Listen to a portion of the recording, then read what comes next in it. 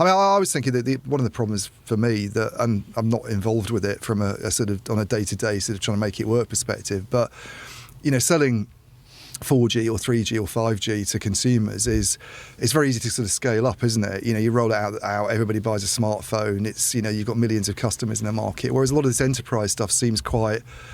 What a factory, what a car maker might need in terms of automation and how it's all set up and working is not necessarily what a hospital would have. And it's then you've got this problem about are operators the best people to do that, or Scott was saying he's a systems integrator that really sort of deals in healthcare and knows how that works, the best person to do it. And I guess that's just yet to resolve itself and figure itself out, but you kind of don't want too many people in the picture as well to some extent, because then it becomes, everybody's taking a smaller cut, aren't they? And it becomes harder to make it profitable. But I suspect this will resolve itself, but it just seems like we're going through that process of trying to sort of work out how the economics are going to play out in the long run to some extent. Look, I think you're right. It will play out.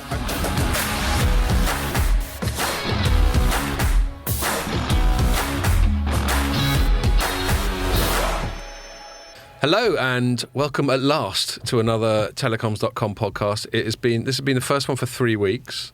We didn't do one for 1 week because I was on holiday. I would have come in, but we couldn't find a way of making it work. And then last week we recorded one from the venue of the Glotel Awards, on which briefly more in a sec. And Pierre was there, but he only had the one camera, the one I'm looking into now, I believe. And it just went mad at the end and didn't save the video. Yeah. So that's why you haven't had it for 3 weeks. One bloke even got in touch with me on LinkedIn going, what's going on with the pod? Which is always nice to know that people... People are watching? Yeah, and people are waiting for it. I mean, what the thought of being someone that's producing things that people are waiting for. It's like your magazine not turning up in the post, isn't it? Your Spectator subscription. Your Beano. Your Beano. You should have said, oh, the band is having problems. Yeah, something like that. Yeah, we've had creative differences. Yeah. Pierre wants to go in a new direction. I'm not happy with it. I want to do a tour again. So yeah, sorry about that, everyone. And next week might not happen. So we're recording this on Friday the 9th, I believe. And next week, the 16th, might not happen because the UK, we're waiting, going back to the 70s and everyone's on strike all the time. We're going to have rubbish and corpses in the streets. But for the time being, it's limited to the trains going on strike pretty much all of next week. Yeah. So we'll see. We'll try and come in. Is this the way of UK going a bit French ahead of the game? I think it's worse. I think it's worse. I think we're more striky than you right now, aren't we? I don't know. No. I don't pay attention. So anyway, so that's all that. And before I go any further, I should say, so that I've got my excuses in for this maybe being the only one we've done in the whole of December, and sorry about that if that's the case, but shit happens. And you're not paying for it anyway, so stop moaning. Luckily for this one podcast we have managed to do, we got a special guest. I'm delighted to introduce Phil Civita, who's the CEO for UK and Ireland for Nokia. First time we've had a Nokia person, I think, is that right? Mm-hmm. So a privilege. Yeah, well, it's great to have you here. Thanks a lot for coming in. And Phil's done well. He's brought in some beers. This is his personal favourite, this Peroni Gran Reserva Puro Malto, which he only brought 2, so I've let Ian have the other one of them. Partly because Ian, bless him, he's sort of staggered in. He's feeling a bit under the weather. That's what you need apparently when you're under the weather. That's what you need, as well as the paracetamols that I gave you. Pure malt. And so thanks a lot for that, Ian. And obviously Phil and I could have had a chat, but it wouldn't have been the same without you. So that's great. So we better make this count, hadn't we? Yeah. So hurry up and get pissed. Okay. And yeah, just a bit more, just talking shit before we get into the meat of the podcast. As I just alluded to earlier, we recorded the last one on location because we have our annual awards thing, which we call the Glotel, short for Global Telecoms Awards. And we have to be there during the day at the hotel getting ready, and I have to meet the comedian who we had Jeff Norcott again, who was great. And so we thought we'd record it on site, but that only uses one camera, so there's no redundancy there, and the technology let us down. But the awards went really well. It's the first one we've done in person since 2019 because of all the plague and stuff. And it all went well. I think I walked the fine line. I sort of had a few drinks before I was up on stage.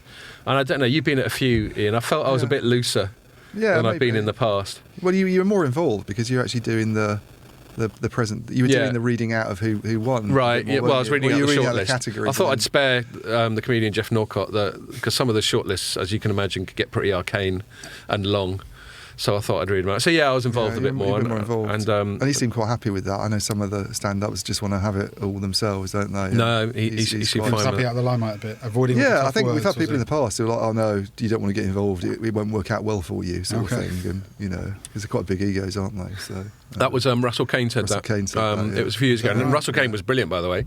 But in the like rehearsal, I was saying to him, I always say this to the comedians, I'm under no illusions that I'm a professional comedian, but I think I can think on my feet and just join in the general banter if it happens.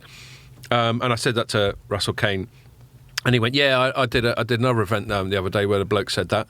And I went, oh, how did that go? And he went, not well for him. And I thought, all right, I'm just going to leave that then.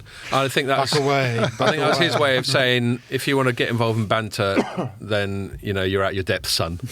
Sort of thing. So I was like, okay, fuck it. I don't want to be humiliated. Yeah, he was good actually, Russell Kane. I thought he was the second best out of all the ones we've had.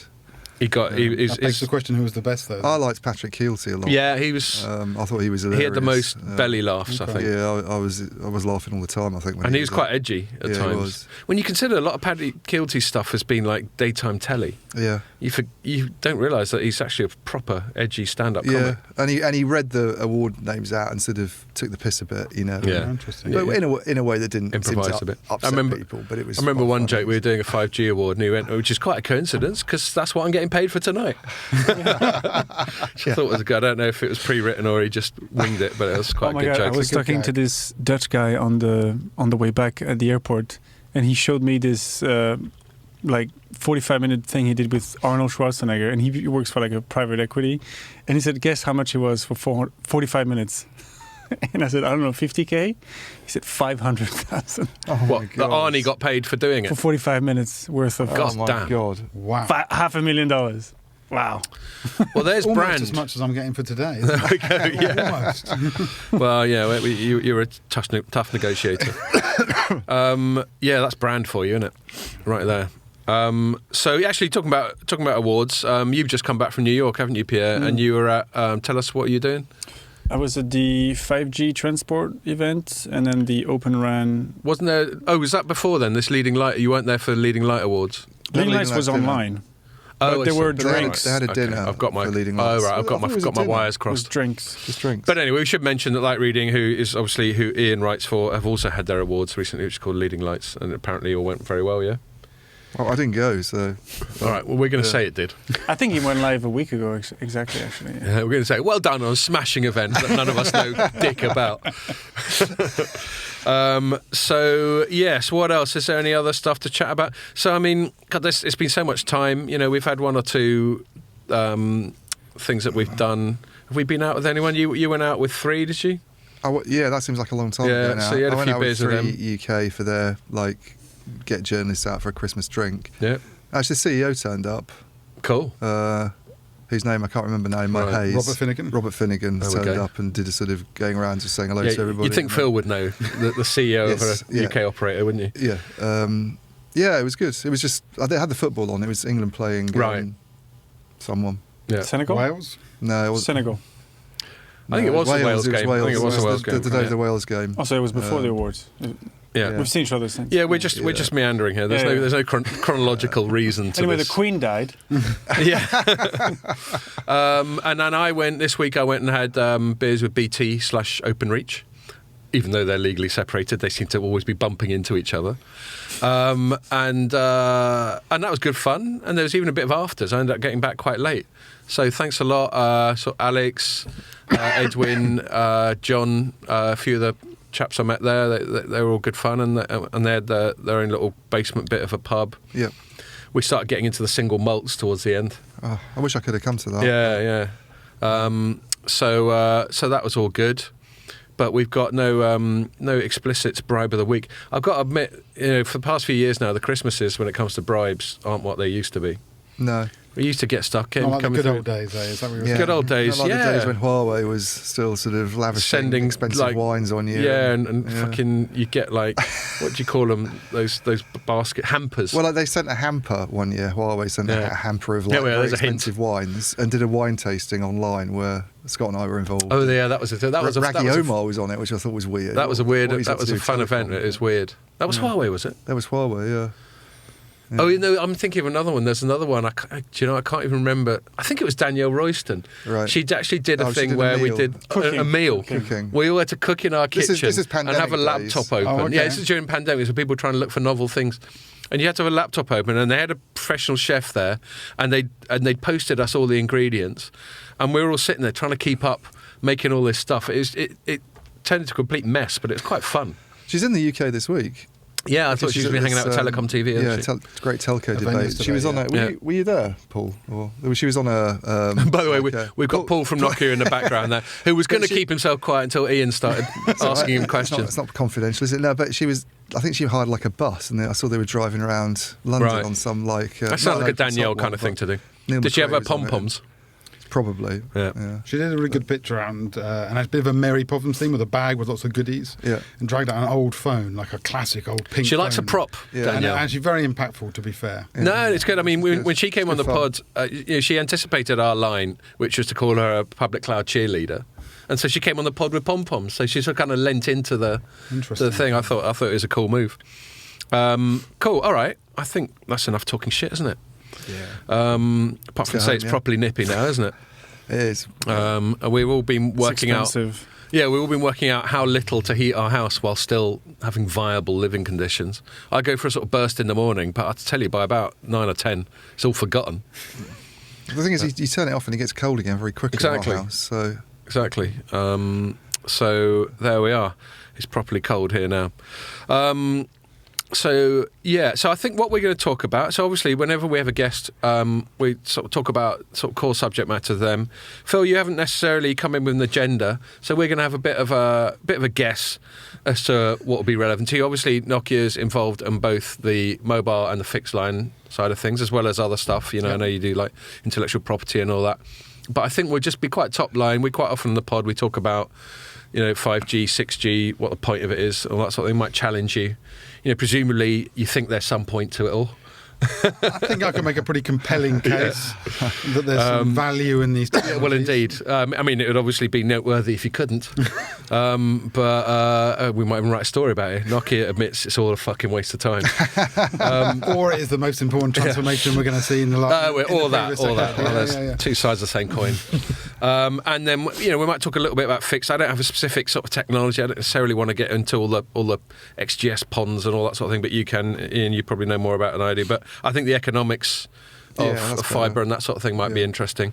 So we'll start off by doing that, and then in terms of newsy stuff, and I always say this to our guests, we understand that you work within a certain environment.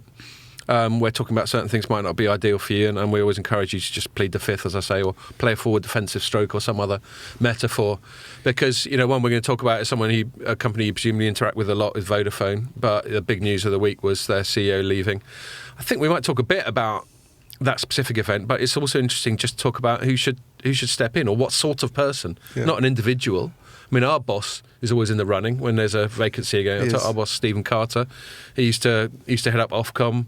He used to be in the government. He used to be Alcatel? yeah, Was it? Yeah. So he's always in the running, but he's already on the board of Vodafone, isn't he? Mm-hmm. Which I think we chatted about in the pod before. But I'm He sure was linked Stephen, with if you listen to this, you'll give us a scoop if you decide to go to Vodafone. He was linked to the BT role, wasn't he? Yeah, exactly. I remember I pinged him when he was rumoured to go with it, and he sort of He went. got back to you. Yeah, so he sort of Kind went. I've got a lot more to say, sort of thing, than what's already in the public. Well, I remember there'd been a story. I think the Telegraph or someone had got a story that they said something like people close to Carter say, he might give it some thought, or something vague like that. And all he said to me was like, I haven't got anything more to add than what's already in that piece. So I was like, okay, fair enough. But then he didn't go, That's stop hassling me, you're sacked. At its strongest there, wasn't it? I'm known for it. Yeah, well, you don't want to be, just because that person's the CEO of your company, you don't want to not do your job. But then again, you're always going to be aware of the fact that you don't want to be too cheeky. No. In case he's in a funny mood that day. He's in a sacking mood. So anyway, I seem to have got away with that. We'll see if I get away with this podcast now, won't we?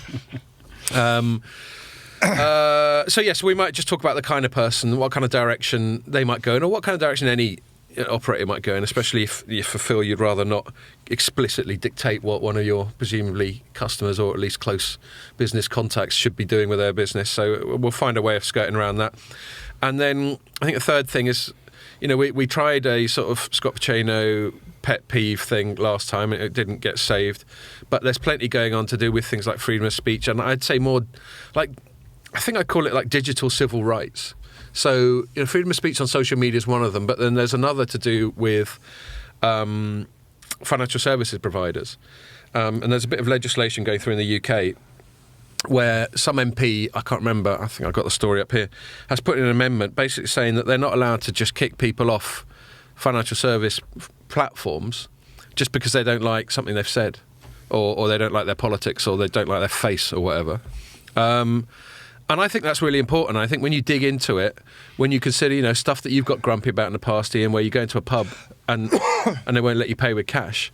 If we're going towards a time which is quite easy to see, and I think is accelerated by the pandemic, where everything's electronic, and so we're reliant on a small handful of Visa, MasterCard, PayPal, Stripe, a few other people, and they can start going, no, you can't use us because we don't like you, then obviously that's a massive sort of civil liberty thing. So that's my sort of rant on that one, and we'll see where we go with that. But let's start. So you're head of Nokia in the UK. Yep. And Nokia in the UK. I mean, I'm saying I principally think of Nokia, on the two main strands of sort of mobile technology, the mobile of telecommunications, the mobile and the fixed. I don't know if you've got any sort of data on top of your head, which is a bigger deal for you, or whether you view them equally, or whether there's a third or fourth thing I shouldn't be mentioning. But is that right? I'm mainly right in thinking of Nokia as a mobile kit vendor and a fixed kit vendor. I think that's a fair summary. I think what I'd say is that look, in the way we organise ourselves, it talks to our kind of go-to-market and how we work with our customers. And so we're organised really in four main divisions. Our mobile networks, clearly the mobile side. We have our network infrastructure, which plays more to the fixed, so IP optics, fixed networks. Then we have our cloud and network services business, where we do more talk about the cloud core, talk about security, IoT, and perhaps the wider reach of the software portfolio. And then finally, we have our technology services, which is, as you alluded to earlier, where we talk about IPR and leveraging our R&D investment, which has a rich history, to be fair. And those phones that you don't make. And yes, those phones that we don't make. Well, perhaps it's part of there, where obviously we license that to HMD and they manufacture them. And I did think of it, actually. I was advising my son. I know this isn't a direction we particularly want to dwell on, but as you can probably tell already, I'm quite stream of consciousness on this pod. I did think of that when I was doing some research for phones that he could afford.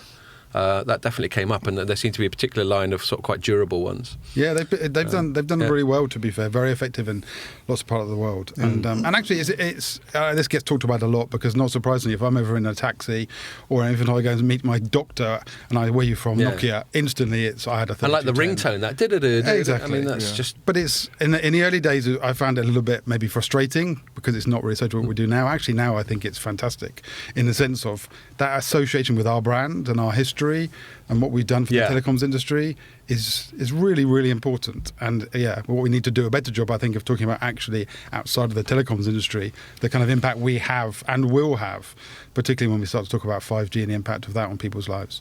Well, let's do that. We talk, obviously we've been talking about 5G ever since it was being spoken about, in the latter half of the last decade. Mm-hmm. As journalists and maybe just as just sort of contrarian individuals, our sort of self-appointed task is to burst the hype a little bit. Maybe the opposite of your self-appointed task, but that's fine. It should create an interesting conversational tension. Let's hope so. And so with 5G, I mean, our biggest knock has been. This isn't so much directed at you because you're not directly on the marketing side, although I'm sure you have marketing people reporting into you. But we've knocked the sort of overhypedness of it. And I think the industry did make a mistake. And one of the biggest reasons it made a mistake, unlike 4G, which in hindsight was, from a consumer point of view, quite revolutionary in terms of proper mobile broadband, proper mobile internet, as opposed to the sort of barely adequate that was 3G and the non-existent that was before that. 5G for a consumer, for your average punter, as you say, the person who still thinks of Nokia as a mobile phone brand, not as an equipment vendor, they're thinking, what have I got to get excited about with 5G? So that's where I think the marketing people made a mistake in overhyping it. But I also understand that that's what marketing people got to do. And it's a once-in-a-decade chance to talk up a new generation of stuff. So do you think, the first question I'll throw to you, do you think I'm right to feel that 5G has been overhyped, oversold, that it's a bit of an anticlimax, or do you see it differently? I wouldn't be surprised for you to hear me say that I think a little bit differently. Well, we were joking before we started how funny it would be if you just went, fair enough. It's all been a complete waste of time. It'd be a short pod, wouldn't it? And probably a short career for me. Look. We can talk about, I think a lot of people talk about and they obsess a little bit about what's the killer app for consumer. And I think that kind of misses the point completely, which is, 5G is going to be more impactful for consumers. We may need to take some time to figure out exactly what's the exciting thing that's coming, but we can see some of it already. We can see stadium usage already picking up massively. We've done some quite innovative work in the US in particular, where we're taking the consumer who's in the stadium and he's using his 5G coverage to stream almost 4K quality HD from the stadium. And if maybe this is not so important for you and I, but for millennials and people who like to post an awful lot on social media, the ability to then take a quick swipe and then push that out to the proverbial internet for others to consume. This is quite impactful, and you can't do that necessarily as well, or not as impactfully as you could do with 5G. So there is some exciting stuff for consumers, no question. Yeah. But I think it's also fair to say that I think since the very beginning we've always been clear that the other exciting part of 5G is, of course, private wireless, the impact for industries, and enterprise, if you like, as a whole. And that seems to be the main sort of ROI. From my reporting and the incoming sort of press releases and marketing and messaging that I get, in terms of actual ROI, why is it worth one of your customers buying some 5G kit off you? What's the ROI on that? It seems to me at this stage mainly a B2B plays. Would you agree with that? We're seeing a lot of appetite in the enterprises, and I think you touched on the 4G transformation that we saw with industries like banking, retail, streaming, where actually that with the cloud revolutionise those industries, and we wouldn't think twice now about doing our online shopping, our online banking, etc. Although, by the sounds of it, you've got some reservations around that, which we'll probably get to a bit later on. Yeah. Whether there's anything I can do about it is another matter. Different question. So then when we think about industries like agriculture, manufacturing, transportation, healthcare, I think you can make an argument they haven't seen the same level of transformation. And I think our belief very firmly is the 5G, because it is that critical network, if you like. It has the latency, the capacity. You can do mission critical stuff. You can build mission critical service on it. For the first time, these industries have an opportunity with other technologies as well, because it's going to be a very collaborative thing, to really transform their businesses. And we're starting to see that already, actually. I think most of the last year and a half has been proof of concepts, people testing, building trust in the technology. And labs. That's the one thing we attempted to talk about last week. Well, we did, but it didn't get recorded. We were talking about all the labs that are always cropping up. Well, do you think it's taking longer than... Because I remember talking to people, back before it was launched, and operators were sort of talking up the business side of it. It's more of an enterprise thing than a consumer thing, unlike 4G. And yet the first few years of it has very much been, a sort of hope that the enterprise side of it will take off, and people using it on their phones. And we still seem to be waiting for that. You look at operators making money out of the things that they sell, and it's not really changed the game for them, has it? They're not. It hasn't opened up this great sort of enterprise market for them yet.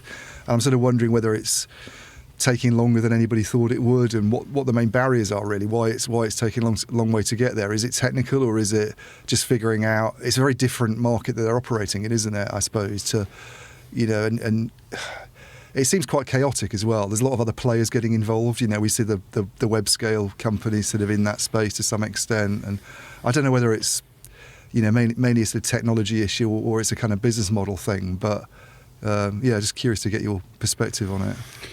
You raised a few good points in there, so let me pick up a couple of them. First of all, it's not a technology problem. I think technology is sound, and as often is the case, when we talk to enterprises, we tend to actually go on a journey from 4G to 5G, and we talk about private LTE and then how to use 5G to enhance and deliver more services.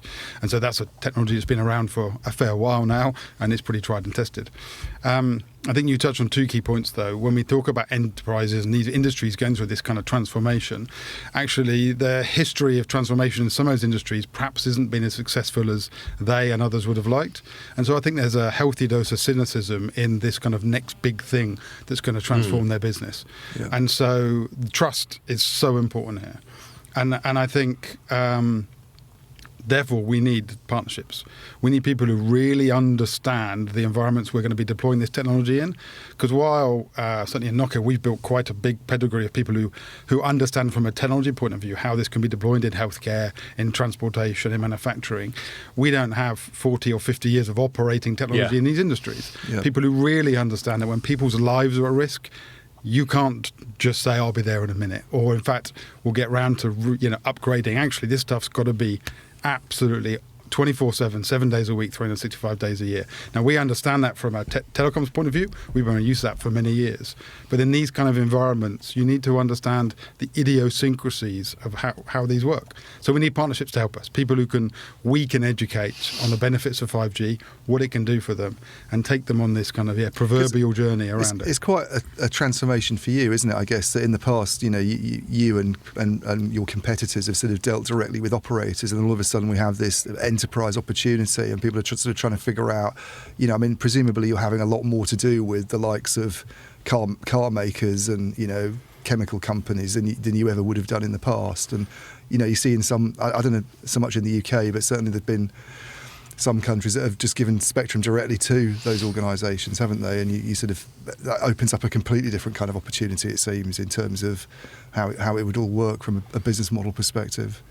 And I think, let me touch on one thing, which is I think there's a challenge here around who's going to capture the value of 5G. Totally. I think that's a really important question, because it should be the telecoms, the big CSP companies, this should be ripe for them to really take advantage. They've built these big investments, they're rolling out 5G across countries, across the world, and they are absolutely the right companies to deploy and help customers transform. But it hasn't quite proved, to your point, it's been a bit slow so far, but it's accelerating. So how can we help our customers to really take advantage of this opportunity for transformation? But there are lots of players coming in. Lots of the old traditional SIs are now looking at 5G. I was going to say, that's the other dilemma, that you've got companies like yours, and obviously your big Nordic rival, and then other kit vendors, is... As you and Ian have just been chatting about, you're having to sort of extend some of your competencies to work more closely and more collaboratively with these other, what we call verticals, what we used to call industries, or you even say vertical industry, which strikes me as a tautology. But there you go. Yeah. Is there a non-vertical industry? The bed industry. Hey, I'm here all week. Dear Lord. Trying to build. So you're having to get close to them and understand how they work in order to be able to help them out with their sort of communications and that sort of thing that 5G can help. But then there's a danger that an SI that's more used to dipping into various different industries, I don't know, someone like Capgemini or big sort of consultancy / SI kind of organisation might be better at that than you. And so then there's a danger, just as you say, it should be the operators that deliver at least the connectivity part of this. We also know in practice in 4G, it's obviously known. We don't use the word OTT so much these days, but certainly when I started this job 8 or so years ago, OTT was a really ubiquitous term, and it was used more or less as a pejorative. So OTT being abbreviation for over the top. Yeah. And it's basically describing, the reason it was interesting for me is because I hadn't come from a network-centric point of view. I was a tech journalist before, but not networks. I was more consumer tech and that sort of thing. And why is it a thing? Why are we talking about someone being over the top of the network? And the reason was, my understanding at the time, and either of you correct me if you think I got this wrong, is that there was a degree of resentment that the network was there, but the people making the wedge were on top of the network. They weren't even paying any rent. And as we know, the operators are still trying to get cash out of big tech for using their networks over and above everything else.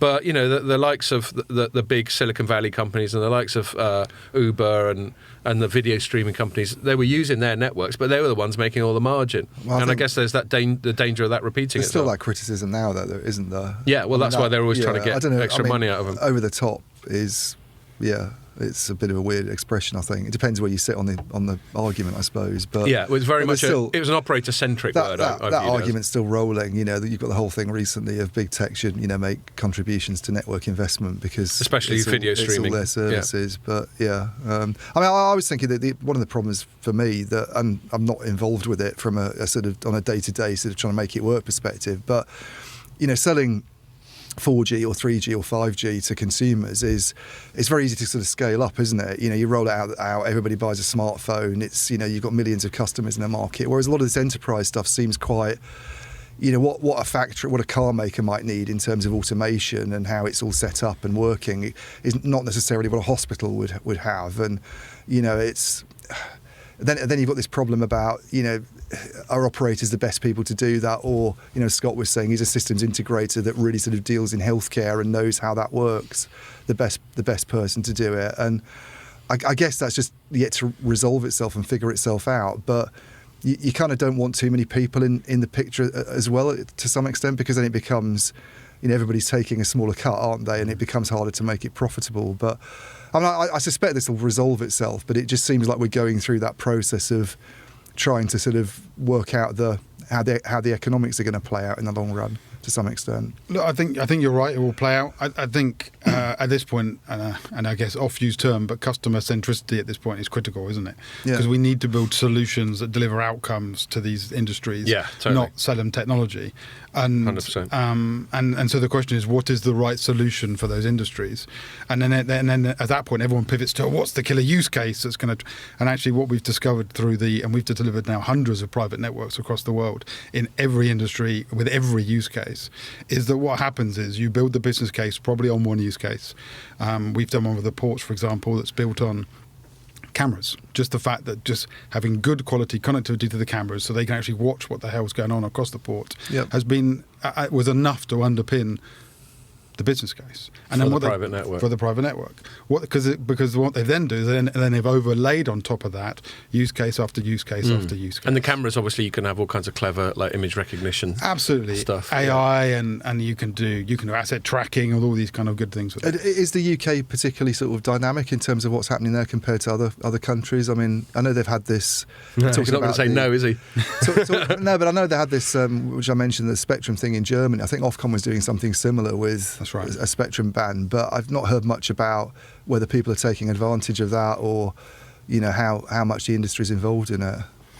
Yeah, so I saw a report recently actually on exactly that question, so it's kind of handy. I remember that before I came in here, which talked about, which country has the most private networks? And right now, number one is US, followed by Germany, Japan, and then the UK. Okay. And so on a global stage, the UK is doing pretty well, I think. And there's a couple of reasons for that. Look, the government's been pretty active here. DCMS have done a lot of seed funding around labs and tests and proof of concepts. They've been doing it for some time, and I think that's energised the market. You're right, we have shared spectrum here, N77, which has been used for some private 5G solutions. And then, of course, all of our big incumbents have been very active here as well, actually. They've all been on the front foot here. And we've got deployments with all of them in the UK in a range of different use cases. Perhaps the most exciting one recently was First 5G Hospital. With O2 Virgin Media, where we're flooding the hospital with 5G, and we're going to do the same things, asset tracking, looking at trying to understand where patients and beds are, for example, starting to give more connectivity to healthcare professionals. We have an interesting, actually, I was talking about healthcare, there's a really interesting one we've done in Oulu in Finland, where actually just by having a sort of a robot, for want of a better term, that's distributing pharmaceuticals across hospital, just by using 5G to track and move that robot around and dispensing the pharmaceuticals, the nurses are not having to walk so much around the hospital. Therefore, they can spend more time with patients. Therefore, they can be in the right place at the right time. Drug robot, I like it. Can it do surgery as well? We'll get there, I'm sure.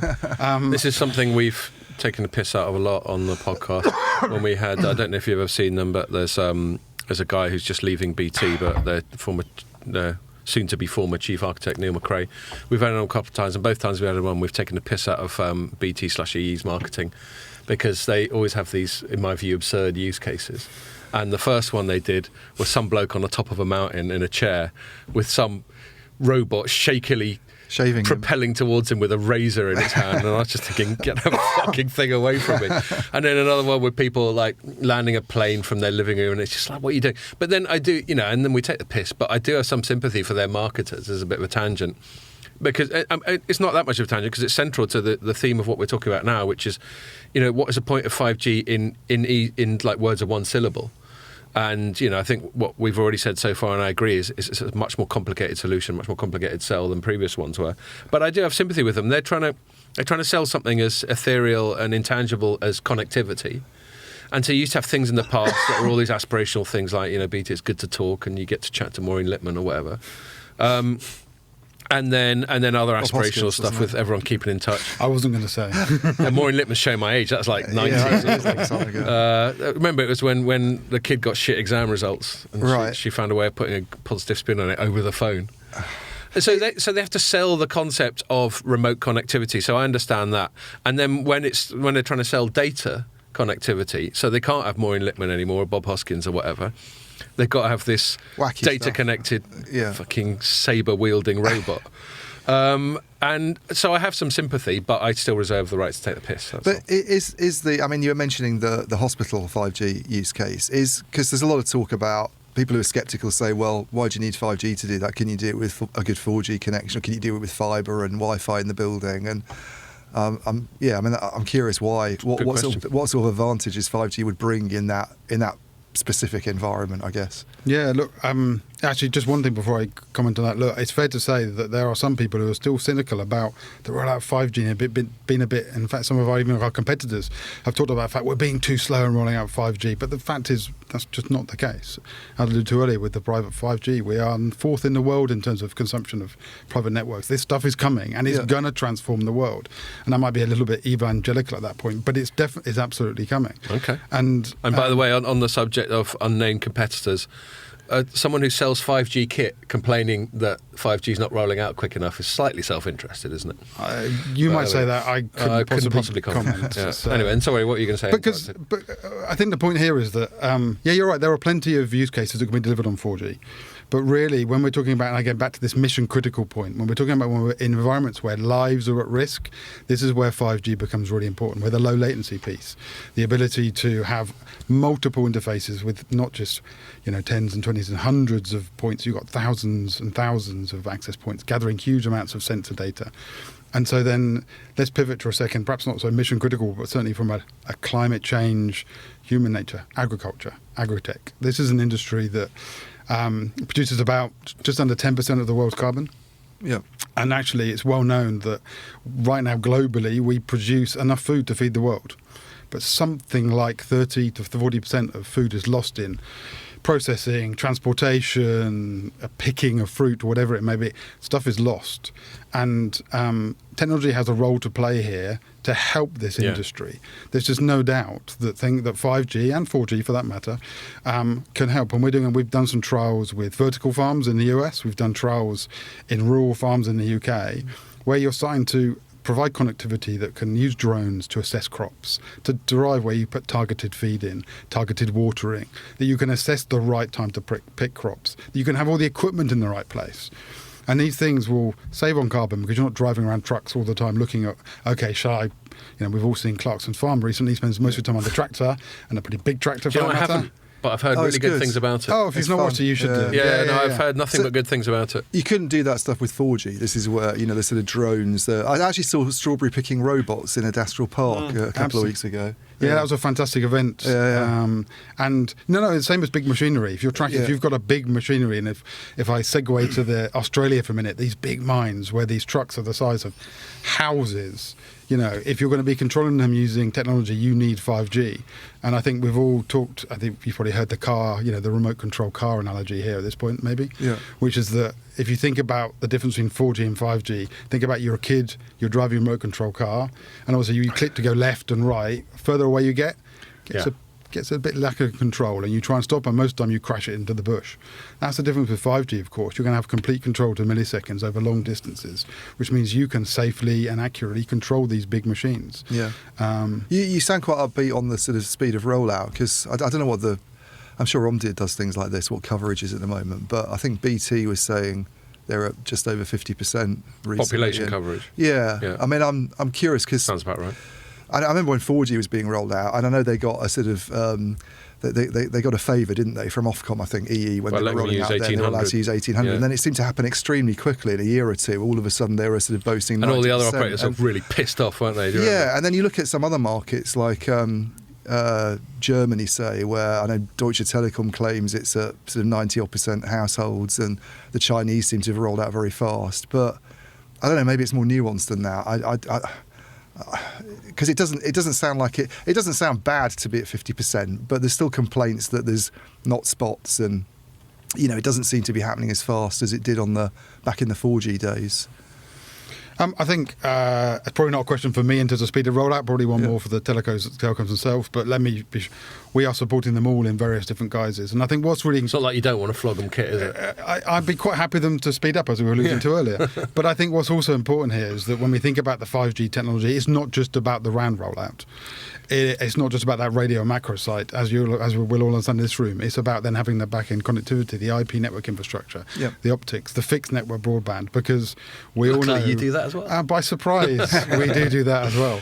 Because you need to get the 5G to fibre as soon as possible. We talk a lot about 5G being a fibre technology because you've got to get it in the ground to get the benefits of it. And so stitching that whole end-to-end solution in that classic, oft-used phrase is really important, because that's when we'll reap the benefits. Particularly when we start to think about 5G Advanced when it comes around. Well, and actually, we'll get onto that 5G Advanced and 6G and all that jazz. The other thing, from my understanding, sort of technological challenge with 5G is once you start to get into mid-band, let alone millimetre wave, one of the reasons the rollout's going to appear slower, and certainly the geographical coverage is going to be a lot slower, is the propagation characteristics once you get above about 2 gigahertz start to sort of tail off, I think, quite rapidly, isn't that right? That's the criticism about the German example, is that I think the operators there have been quite heavily reliant on, what's it called, dynamic spectrum sharing to roll out quickly, so using lower spectrum bands to kind of share between 4G and 5G. And we had a big chat about this on the pod. In fact, we had experts on, and I don't think they ever totally convinced me that 5G over normal low frequency is much better in terms of anything else. No, but and if you've got a thought on that, and therefore proper 5G, I guess you could say, is using the 3.5 or higher bands. Plus, Look, I think what I would say is that what we'll see is accelerated deployment of small cells coming soon. So, and I think that to the millimeter wave as well, we'll start to roll out, particularly in urban areas, densification's coming. And that will deliver more quality, more access for everybody. And of course, just to make the point again, that's going to need more fibre. So the fact that we've had accelerated fibre rollout in the UK, which is, as we've all seen in the stats, accelerated massively in the last 2 years, this is hugely beneficial for us to take advantage of the increasing rollout of 5G for sure.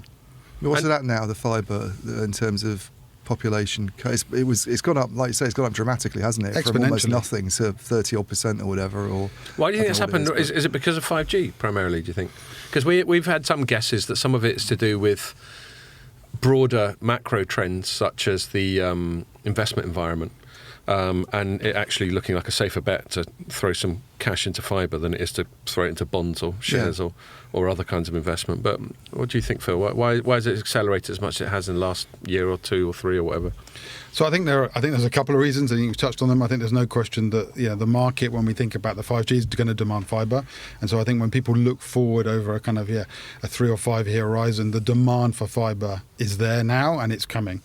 It's increasing. The financial situation has definitely played a part. We've seen a flurry of investors come to the market. Was it something like 100, 150 altnets stood up in the last... Too many. 250 years? Well, I don't know.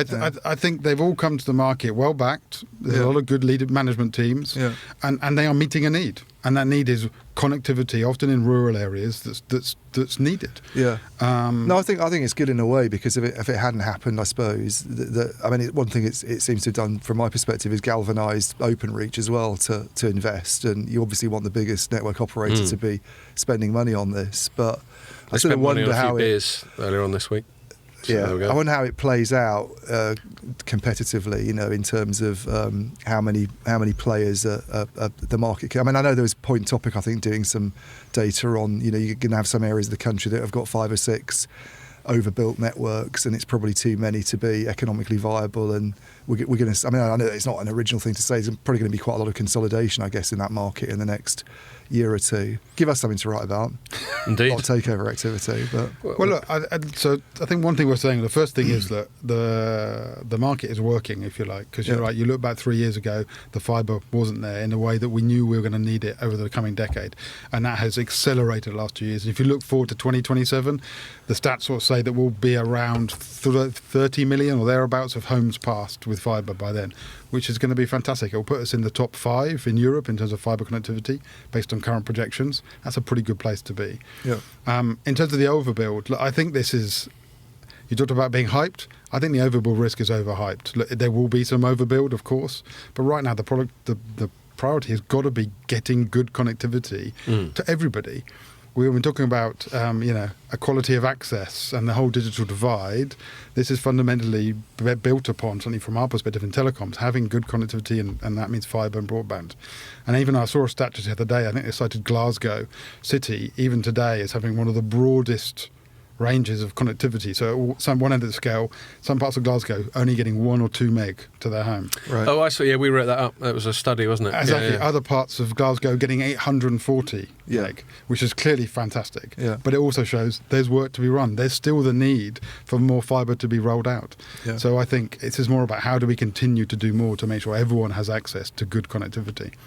It's interesting, is because you look at the amount of money that's being spent. I mean, particularly by BT. I'm looking at their sort of financial reports and how much they're spending on capex now. The capital intensity figure, I think, is now it's 23%. It was 14% back in 2016. But I guess there comes a point when, most of that money, I guess, is in the civil engineering, isn't it? And actually laying the fibre. There comes a point when this is done.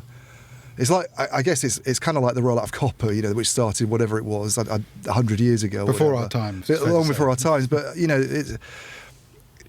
I suppose it's feasible to see a point in the late 2020s, early 2030s when this is done, and the cost profile of operators then potentially look quite different. And I mean, it's possibly a good thing for Nokia, because I suppose then there's more money to spend on the electronics and the upgrades, rather than having to worry about this huge investment that you make in civil engineering. And that's very much a kind of, it's not even once in a generation, it's kind of once in a century type thing, isn't it, that seems to be going on. Yeah, and you can see why, like what I was alluding to earlier with the investment community quite liking the look of it. Yeah.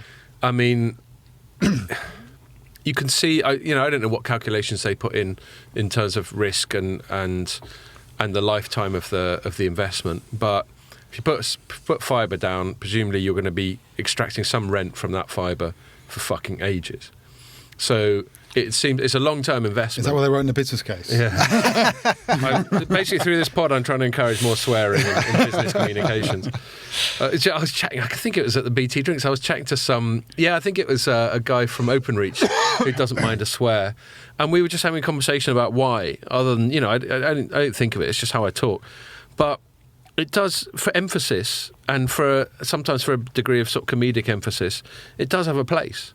I mean, obviously, when I was up on stage doing the Glotel Awards that I mentioned last a week or so ago, did I swear once when I was up there? I don't think I did. I can't remember. No. So I can turn it off. I can turn the filter off. And obviously, I'm a father, and I was used to sitting when my kids were little, sort of dialing it down a bit. Not now. Now they get a full Monty, the teenagers. But yes, swearing's a funny thing, but I'm a big fan. One thing I was away with words. Well, because people say, well, you only swear because you can't think of a proper word. No, that's bollocks. Sometimes only the swear word. The swear word is the proper word. Thank you very much. Phil, is there a lot going on the fibre front? Yeah, back to proper.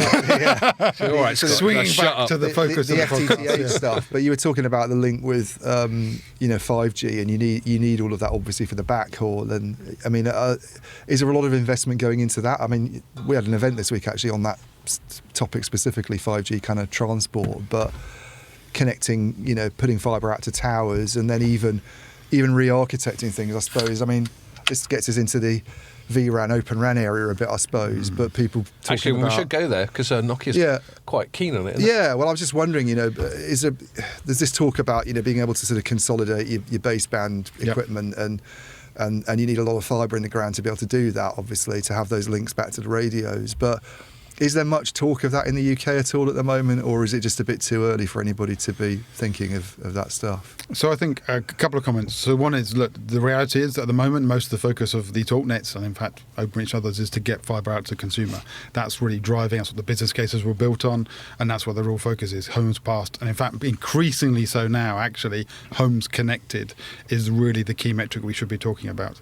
And so homes passed is just to clarify, that's the fibre going near you, and you still have to take on your street or something. That's right. And there's this bit of controversy about how near is it sometimes with homes passed. Is it just passed. a cabinet? There can be, yes. Yeah, but yeah. so this homes connected metric, I think, is more critical. Yeah. Less woolly. And yeah, it's very clear that way. You are connected. Yeah. And I think we'll see that become more of the important metric for how we're doing. And talking to many of the altnets, they're certainly thinking about mobile backhaul, connecting towers, as you say. Yeah. Certainly small cell connectivity, when, as I alluded to earlier, we'll need fibre. But I think it's as a secondary priority right now. But I think we'll start to see that become more important over the coming years. And to your point, when we think about Cloud RAN, and some of the disaggregation discussions around the RAN, and I guess at this point, because it's been about half an hour, we've not mentioned O-RAN. Let's go there. The point at which the O-RAN conversation comes in, and I guess on that, I think for the need for fibre, actually we'll get to O-RAN in a minute, I'm sure. Yeah. The need for fibre around C-RAN is, as you say, absolutely critical. Yeah. So I think we definitely see a journey towards, once we've done all of the consumer piece, got the homes connected, that we'll see a shift towards connecting everything else. It's an interesting thing from a Nokia point of view, because obviously compared to your main competitor in the UK, you do both the mobile and the fixed. I like the way you keep repeating that. It's super helpful for me, so thank you. Yeah. Well, and my bribes in the post, I presume. Yes, of course. Although you might not like my follow-up, which was... Well, I mean, I'm not going to press you to comment on this, but I remember, Ian and I chatting about it on the pod, when the Alcatel-Lucent acquisition first happened, there was lots of talk about, you mentioned the word end-to-end solutions. And there was lots of talk about that from a sort of business model point of view for Nokia. And then I think subsequently, I don't know if it was when the last, what was he called? It was when Pekka Lundmark took over. Yeah, so when Suri left and Lundmark took over, there was sort of, it turns out people don't just come to us and say, give us the full Monty. And this is my very dumbed down outsider point of view. But I guess I'm just curious to know. So we don't need to relitigate what your CEO has spoken about when he took over about that. But it still looks like, to me, that the Alcatel-Lucent thing probably was a good move. It was up in the air. For me as a journalist, it was up in the air for a while. But, now what we're talking about now, about 5G and fibre being very sort of interdependent, it does seem like a good position to be in, to be offering both, if not maybe in the way that Rajesh Suri or whoever was in charge of that big bit of mega M&A when it happened, presumably they imagined a unique selling point, or at least a great commercial prospect of just being able to offer the full Monty, and it turns out that's not quite how things are bought. I mean, my perspective on it is, and wouldn't expect you to necessarily comment, Phil, but I thought that bit of M&A went better than, the Alcatel-Lucent merger that happened was very problematic, I think, for years, and whereas Nokia buying... Paul's nodding in the background. Nokia, he's a veteran of all this stuff. Nokia buying Alcatel-Lucent. Sorry if I landed you in the shit by saying you were nodding, Paul. And I know there was some criticism about it. They took their eye a bit off 5G, and there was some issues there which now seem to have been resolved. It seems, that there was a slip up there, but the whole thing seems to have played out quite well now. I mean, certainly look at the margins and the kind of financial state of the company. It looks pretty, certainly, since Pekka came in, actually, it looks quite. It just took a while to bed down, and I guess massive mega M&A that does. But that is the big change, I suppose, in terms of his approach, isn't it? That you have all these different business units, and you push them to customers, but we dispense with the kind of trying to sell everything in one go, end-to-end type thing, which I suppose there are still people who want to do that, but you don't sort of force it on them. I think the critical point here is, well, maybe it's 2 points. One is that, Pekka's brought clarity. And I think what I love, particularly myself, working for Nokia, is we have a clear purpose.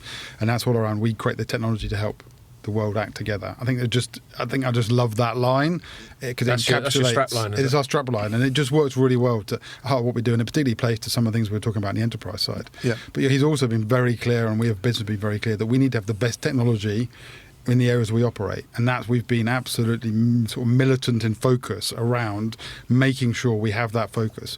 And I think Tommy's been very clear from an MM point of view. We had a bit of a turnaround 2 years ago. Yep. That turnaround's done. We're now focused on accelerating and growing, and that we can see that in, as you say, in the performance of our that we reported in our numbers just last quarter. And I've got a small amount of Nokia shares and Ericsson shares in my little thing called free trade. Okay. Like a little where's this going to go? entry. No, it's actually good for you. Admit things like that. It's It's only actually- like £5, isn't it? Yeah, no, I always admit. Yeah, these conflicts of interest. I think I've got about a 20 quid of each. Yeah. I don't think it counts as a conflict of interest. Okay. I'm not going to try and talk up the share price on this pod to get an extra quid. But no, I'll just say that since I bought them, which I don't know, a couple of years ago, Nokia's is green, i.e. it's up, and Ericsson's is red, i.e. it's down. So something is Well, going well Ericsson's for you not had a guys, good year for various They've reasons. not had a great year. No. Yeah, but anyway, that's This not is the to, point that's not where to I diss run Ericsson. very silent. Yeah, and this isn't to diss Ericsson. It's just, again, a stream of consciousness thing. But in terms of your share price, it's going in the right direction, and there's normally a good reason for that. For people who are far better educated on these things than I am, they've decided that since a couple of years ago, things are going the right way. So I think that's all good. Yeah, what I would say at this point, and perhaps picks on the point you were making earlier, our breadth and depth of portfolio plays to our advantage here. Because I think what you see often is, you see investments, capital investments come in cycles. And actually our ability, therefore, to take advantage of those different cycles in different parts of our business means we really have a robust approach to the market, and that stands us in good stead with our customers as well as you say. And I think it's interesting when companies make a little misstep, like you publicly admitted with the sort of FPGA sort of stuff that we've spoken about plenty of times on the pod. What can you do? You have a go at something, and it turns out it wasn't such a great move, and then all you can do is go, right, okay, we're going to fix it.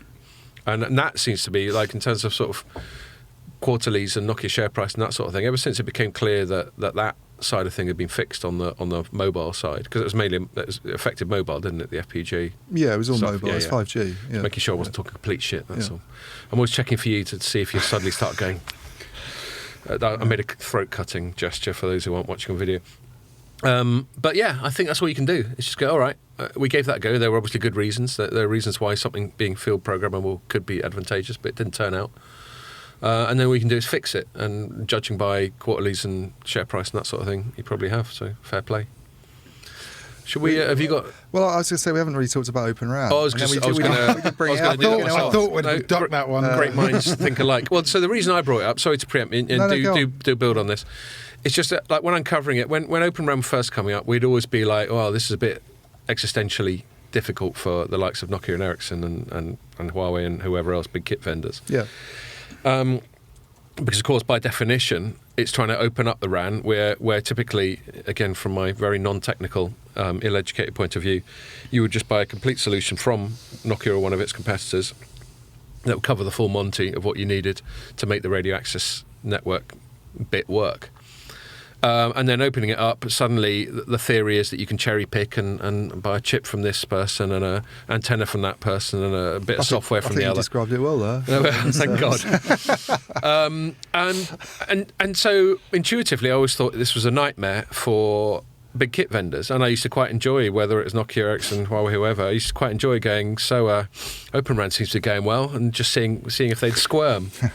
But Nokia, of all of among you and all your competitors, seems to have most openly and enthusiastically embraced it, which is a bit counterintuitive for me, because it does seem like a threat to your legacy RAN business model. So maybe you can explain why I'm wrong. Well, what I can say is that you're right. We were one of the first major vendors to join the O-RAN Alliance. I was right on that bit. You were absolutely right on that bit. And because O-RAN's going to have a role to play in the future of the RAN networks. What role it's going to play, I think we can discuss robustly. And I guess it plays to that point around how does the evolution of C-RAN play into that, Yeah. and the importance of that. Because the two get mixed up, don't they? Actually? They do, regularly. That's Not least by me. increasingly starting to frustrate me that people sort of mix up, VRAN or CRAN with Open RAN. And, you talk to people like. Is there no overlap in the Venn diagram? Well, a lot of the networks will be both. Right. Actually, Okay. They'll do both. But there are instances where someone's only, like NTT Docomo, to me is the clearest example of someone doing. It's not really Open RAN because it's not based on, or it hasn't in the past been based on O-RAN Alliance specs, but they've been doing this for a long time, taking radios from one vendor and sort of matching them with baseband equipment from somebody. In fact, I think Nokia's involved in that, but I have to comment on that. But it's not virtualized. You need to talk to the people working on that. It's not so they're not running it on general purpose equipment. That's the virtualization bit really. Separation of hardware, software. You put it on a I find it easy to get it mixed up because I sort of think I always thought to a certain extent O-RAN, Open RAN was about general purpose equipment. I mean, we're talking a lot of time. We're talking about like servers and chips and that sort of thing. Yeah, well, because I think people would do both a lot of the time. So O-RAN is almost it's kind of a step further in a way, but you don't have to have a virtualized network to be able to sort of mix and match. Vendors, you just have to have the interfaces that allow you to do it, and you have to go through. Right, it's the interface, and then you have to go through which I'd be interested to get your perspective on. Actually, a huge sort of difficult job in terms of integrating it all, and that's to me, when I write about this, that seems to be the biggest challenge at the moment from an operator perspective, trying to make this work. Is that whole systems integration thing, where you were saying you buy something from Nokia and it all comes out. The shop and it's all ready for you. We sort of loosely make the analogy of like a Mac versus a Dell that I got here. Someone's got to put that together. And I remember talking to Tommy about this a few months ago, or maybe it's longer ago than that, but he was saying that there's so many different options with these specifications that getting your equipment to work or your software to work with somebody else's is not a straightforward thing. It's really hard work, I was at an event yesterday actually, and they were talking about this extensively because obviously it's still a hot topic and takes up a lot of pages of press and people writing papers and so forth. And what was coming out of the event here was two things. One is that the general feeling was that this was what someone was trying to I guess justify, was that the investment and the integration to get it up and running is kind of going okay, and he was trying to make the case that actually that's kind of people are starting to get their heads around now. However, the ongoing maintenance, the security, the ongoing operations, upgrades, this is still a big challenge, right? And the industry still hasn't got its head around how to make that cost effective. And I think it's been interesting that actually, certainly from that event yesterday, all of the panelists there were talking about the fact that, this is not a cost-saving drive. This is a disruptive technology. And you can see the language has shifted a bit, I think. Yeah, well, I've never understood the cost argument, really. But other than if you get more vendors into a market, the competition, then it would drive down prices. The competition which may lead to lower costs, but not necessarily. There was a lot of the vendors who were really sort of pro Open RAN or vRAN come out with these, really sort of... I'm repeating myself. Pierre just played Ian's voice back to him by accident. Come out with these really sort of aggressive figures for how much you can sort of save on OPEX and CAPEX. You listen to Rakuten's sort of numbers that they throw out. And I'm always sort of thinking, well, how? Because you're just mixing and matching. And, I can see getting more vendors into the market, more competition drives prices down. But other than that, I don't really... And then the only other one I get, I suppose, is when we're talking about, Cloud RAN. Yes, I can see you can save some money because if you can reduce how much you're spending on servers and you consolidate that, you might get some savings there. But then the other side of it is where you need a huge front haul investment to make that work anyway in the first place. Yeah, but then there's different benefits. You're starting to talk about pop-up services and true kind of pop-up MVNO and these type of things. Yeah. And I think when we think about... I guess moving towards, and again, the other hot topic or the other buzzword is, of course, metaverse. so I know. Don't get me started. So but when we think about that, I think certainly from Nokia's perspective, we see three different versions of that coming up. And when we think about, there's a consumer metaverse, there's kind of enterprise in the very traditional kind of business context, and there's the industrial one. Then we think about Cloud RAN being a real enabler for delivering potentially targeted capabilities and solutions specific to that. For example, in industrial vertical, if that's not... well, I can allow it. Because I think that's what's going to be required. We will see more and more tailored solutions specific to those verticals, because that's what they're going to need. And I think that's where Cloud RAN could have a really interesting enabling function, because that pop-up piece, the flexibility, agility it brings, becomes a really powerful differentiator, I think. Do you think, Open RAN, I know there's all these analyst forecasts about how much of the market it's going to account for in the mid-2020s and, further out, but what's your kind of view? Do you think it's mainly because I know a lot of the early sort of talk is about it being used in a private wireless context, maybe, or greenfield settings where you don't have an existing network and it's perhaps easier to do, and there might be a specialist bit of software from some company that has gone into that market and tried to target it, whereas trying to do it on a macro level is obviously much more complicated. But is that where you think it'd take off more in the first case, or? I think it's hard to predict. Look, it's going to have a role to play, yeah. and I think some of the hurdles that are in the way, we'll surely as an industry we'll get through them over time. I think increasingly you start to think, or we think of O-RAN in the context of more 6G than perhaps 5G, yeah. And the benefits it could bring when we talk about the next generation, because of course the reality is despite you saying earlier that perhaps 5G is not going as fast as it could, the reality is there's been a lot of 5G rolled out globally already. And so the investments have been made, the capex has been spent, the solutions are there. O-RAN's come too late for it almost. There was one, and there was one in the cycle. There was certainly one telco in the UK that came out very early on and said exactly that. Yeah. That they've already made their capex investment. I remember 3UK's CEO saying it on a call I was on. I think it was actually their pandemic Christmas drinks special. Yeah, but he did a little Q&A first, and he was asked about O-RAN, and he went, "Well, it's probably too late for 5G because we've already made our decisions about what blown all our cash." But then several people have said it since then. I'm talking to Telenor, and they were saying a similar thing, and then so you do start to see it maybe more in more of a 6G context. I know there's outliers like Vodafone doing its little thing in the west of the UK, but it doesn't sound easy. And that's 6G. I think Phil's going to be spared something here because we've been talking for an hour already, and we haven't even got onto 6G. So I'm not going to inflict. If we're not sure what the point of 5G, what's the point of 6G question on you, which I'd had in reserve. But yeah, in terms of timing, I mean, one of the problems with this is we chatted about this in the last pod that didn't get saved by the camera. So that's kind of fresh in my mind. But yeah, I'll spare you that. Yeah, the only thing I wanted to finish off, and then I'm going to move it on because we've been talking for an hour, is just back what I was alluding to earlier. What I perceived to be an existential threat to big kit vendors from Open RAN. I actually get why Nokia has embraced it, not because internally, and I expect you to confirm or deny this, not because internally you're not sort of thinking, well, our lives would be a lot fucking easier if that thing didn't exist, and people basically had a choice of us or one of our direct competitors for all their RAN stuff, and that's end of chat. But if it's there, then you've got to look facts in the face, and then obviously also, as you've just been alluding to, also explore the ways in which it's a useful technology for everyone, and which you can help provide it. And then also what Ian was talking about from the system integration point of view, which is a paradox we've always reflected on, haven't we, with Open RAN? If the main system integrators for Open RAN end up being Nokia, Ericsson, Huawei, ZTE, etc., then how is it any different from quote closed I wonder RAN? whether some of these forecasts about O-RAN's going to account for 25% of the market by 2026, whether someone buys all their kit from Nokia and it's O-RAN compatible, but you just go, well, it makes more sense to get it all from Nokia because you get more suppliers in. I mean, Neil McRae always says this: once you start getting lots of suppliers in the mix, your costs actually tend to go up. It's you've got one. What's that horrible expression? One throat to choke. Yeah.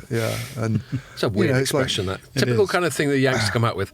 And then my favourite one is what's under the kimono. Have you ever heard that one? No, I don't know that one. Do you know, I first heard it That's I did an interview. I did a video interview, or I think it might have just been a audio interview with when Mary was at Synchronos.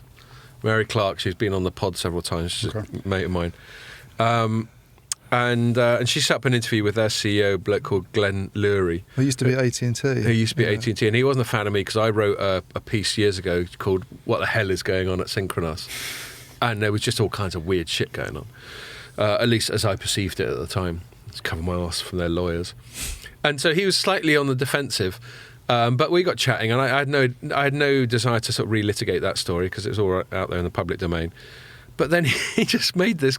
That's it. It wasn't a video interview. I remember I was listening back to the recording because it was I had recorded it to write it up, and he went, we can't wait to show to show everyone what's under the kimono. And I just had to interrupt. And I just went, Glenn, that's just a really alarming image you've just put in my head. It must be an American thing. This is an American, and it's their way of saying, there's some hidden shit that I can't show you yet, but I will. But where they come with this kimono, this is a Japanese dressing gown or something. It's bizarre. But yeah, throat to choke is a weird one. Why does it have to be that graphic? But I suppose Tangent it's over. it's like Kodak, isn't it? Not adapting. And I know it's they sat on the now, digital technology. If something comes along and it's going to happen anyway, and you go, well, we don't really want to adapt. We're stubbornly going to dig our heels in. Well, furthermore, they had digital technology. Then they you're going to lose, and I mean, I don't expect you to comment on this, but the thing that Pierre was at in New York this week, there's a piece that Mike Dano, my colleague, wrote that's possibly up on the website now, but certainly will be by the time this goes out. But the Ericsson CTO for North America on a panel session said that his forecast for 2030, how much Open RAN there's going to be, as a percentage of the overall RAN, was 40%, which is very, and you sort of think, from whatever single figure percent it is now. Yeah, and you can't, and yet Ericsson's perceived to be, not really very enthusiastic. I know they're involved in some Less activities. so than Nokia, from my perception. And you sort of think, well, if you think it's that much of the market, then why not sort of embrace it and get on with it? And, why are you being so fucking that's a question moody for them, about I know, but So I mean, I've made a lot of assumptions there, but I mean. In terms of that thing, and then I'll move on from this topic, partly because in the interest of time, that sort of apparent conflict of we're doing quite well out of, for want of a better term, closed RAN, thank you very much, but we're also going to get fully involved in this Open RAN thing. Is part of it what we've described, which is you're just looking facts in the face, it's there, we might as well embrace it. Is part of it let's just keep an eye on it and see how it goes. What's the underlying thinking why Nokia is adopting what to me is a slightly counterintuitive stance of being so welcoming and embracing of this new technology? I think the answer to the question is, look, as I said earlier, particularly right now, Nokia's focused on having the best technology that our customers need.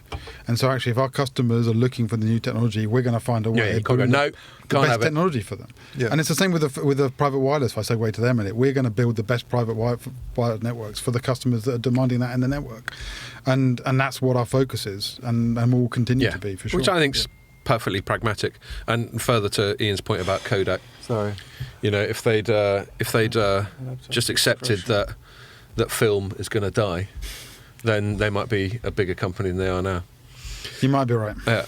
But I don't think, for want of a better term, closed RAN is going to die. I just think it's... I think it's good that there's more considerations in the mix. But again, whenever it seems to be overhyped, a lot of the reason for the hype is actually coming from political directions, especially the US government.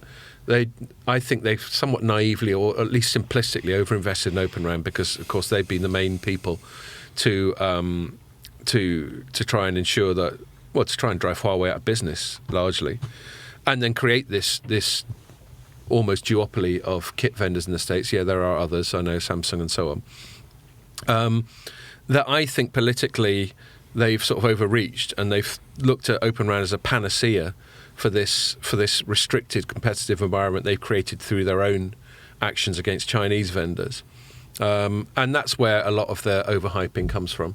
It certainly doesn't come from the vendor side, whether it's big traditional kit vendors like you guys or other like Mavenir or whatever. I mean, it's their job to hype it a bit, but I think they've been quite measured. I think most of the overhyping comes from the US government and their allies. So there we are. I wouldn't expect you to comment on that either. So I'll move it on.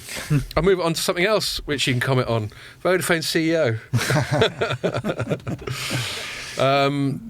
So we're moving on to sort of a couple of news items, as we always do on the pod. And the biggest news item, certainly of the last week, I mean, technically we should be reviewing the last 3 weeks of news because that's the last time we did a pod, but there we go. We're all getting a bit old. Our memory doesn't go back that far. Ones over the last 3 weeks, anyway. Actually, you what? It might be one of the biggest ones for the last 3 weeks. It's quite significant. So that was this Monday, wasn't it? So Nick Reed, who's been there 4.5 years as CEO, was suddenly announced that he was stepping down. It seemed to be semi-orderly in so much as there are all the usual platitudinous, we thank Nick for being such a great bloke, and him going, yeah, Vodafone's been the top laugh, or whatever it is he says.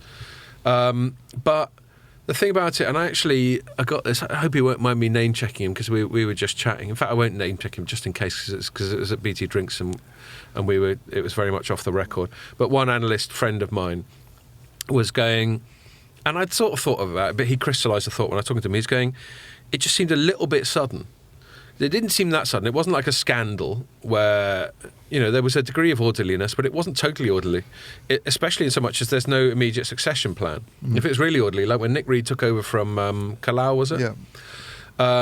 When Kalau left, Nick Reed was already nominated as his replacement, I seem to remember. Whereas this time there's no... So it feels like it was a little bit of a... Yeah, but I know a couple of other analysts said they weren't surprised by it. Not surprised by it, just the specific choreography of it. Yeah. I'm thinking, no, I think I'm a Vodafone shareholder as well, to the tune of 20 or 30 quid. And their share price very much in the fucking red. I think he was... The things that shareholders were hoping that he'd do, which was M&A activity, I think, really. Because they have this...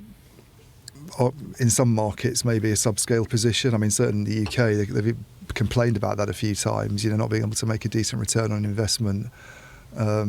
And this is a reason for wanting to combine with Three, which is the deal that he's presumably going to leave behind. Nothing will resolve on that. It doesn't bode well for it. Well, I did wonder that. I sort of thought if there was optimistic signs coming out of the authorities about that, wouldn't he have maybe stayed on a bit longer or been given a bit more leeway by shareholders? I don't know, but I was never that. Maybe he was viewed by the board as an impediment to it completing. I don't know. I mean, I wasn't. Maybe pissed off I'm someone. not optimistic about that deal happening, but I think there was. I think shareholders, some of the big activist shareholders at Cevian and some of the others, were hoping he'd move more aggressively on the M&A front. And I think the M&A that happened in Spain recently, for instance, is it Spain or wasn't Orange involved in some M&A in one of the markets where I think they were hoping that Vodafone would be the kind of kingmaker there and all this, and nothing really is kind of nothing's really happened. So they're viewing him as being a bit passive. Well, I think that was sort of the expectation of what it was like his chance to turn this around, and he hadn't really done anything since saying, I can't remember what it was. It's 8, 9, 10 months ago maybe that they announced this. We're looking at the portfolio and we're thinking about M&A activity, and I think look, you go on and there's not really anything that's happened. There's this Three Vodafone merger in the UK that's sort of hanging in the balance. So I'm not very optimistic about it going through, but he'd not managed to deliver anything else, and I think that is probably what did for him ultimately. And just the share price in general, which is going in the wrong direction. And their last quarterlies were a bit shit. I don't know about the share price thing, because you look at all the European operators, all the Vodafone's peers, the big ones, and the only one I think that's grown over the last 5 years is Deutsche Telekom. And the only reason Deutsche Telekom has grown over the last 5 years is because of T-Mobile US. Yeah. They've all seen quite big drops, I think, over the last 5 years. I mean, but I do remember the most recent quarterly. Worse, I think. It's felt slightly like, like with football managers, they sort of hanging on. They have a few shit results, and then they lose 4-0 at home to Newcastle, and it's like, right, fuck this. Yeah, it's game over. and the last quarterlies felt slightly. I think they had quite a downbeat forecast, and basically going, look, we're not going to lie to you, everything's going to be a bit shit for at least a year. Yeah, but they're not that different from other telcos, really. I mean, the whole, there's a lot of concern at the moment about energy costs and obviously and wages. BT's been involved in all these negotiations with workers about how much it pays them, and none of them the margins are getting squeezed across all these companies at the moment. So I don't really see Vodafone being that. They don't stick out on that. So why then, to pick up on my chat with this anonymous analyst, why, if this was all foreseeable, if they decided he's had 4.5 years, we're not getting whatever results we thought, back to the sort of football thing, we're down in the relegation zone. We're going to have to bring in Sam Allardyce. Yeah. The fixer. Well, I think but why then... this is a rhetorical question. I presume you don't have an answer. But the rhetorical question is, why haven't they choreographed it better such that there's already a replacement in place before they made the announcement? That's the thing that I think this friend of mine made a good point about.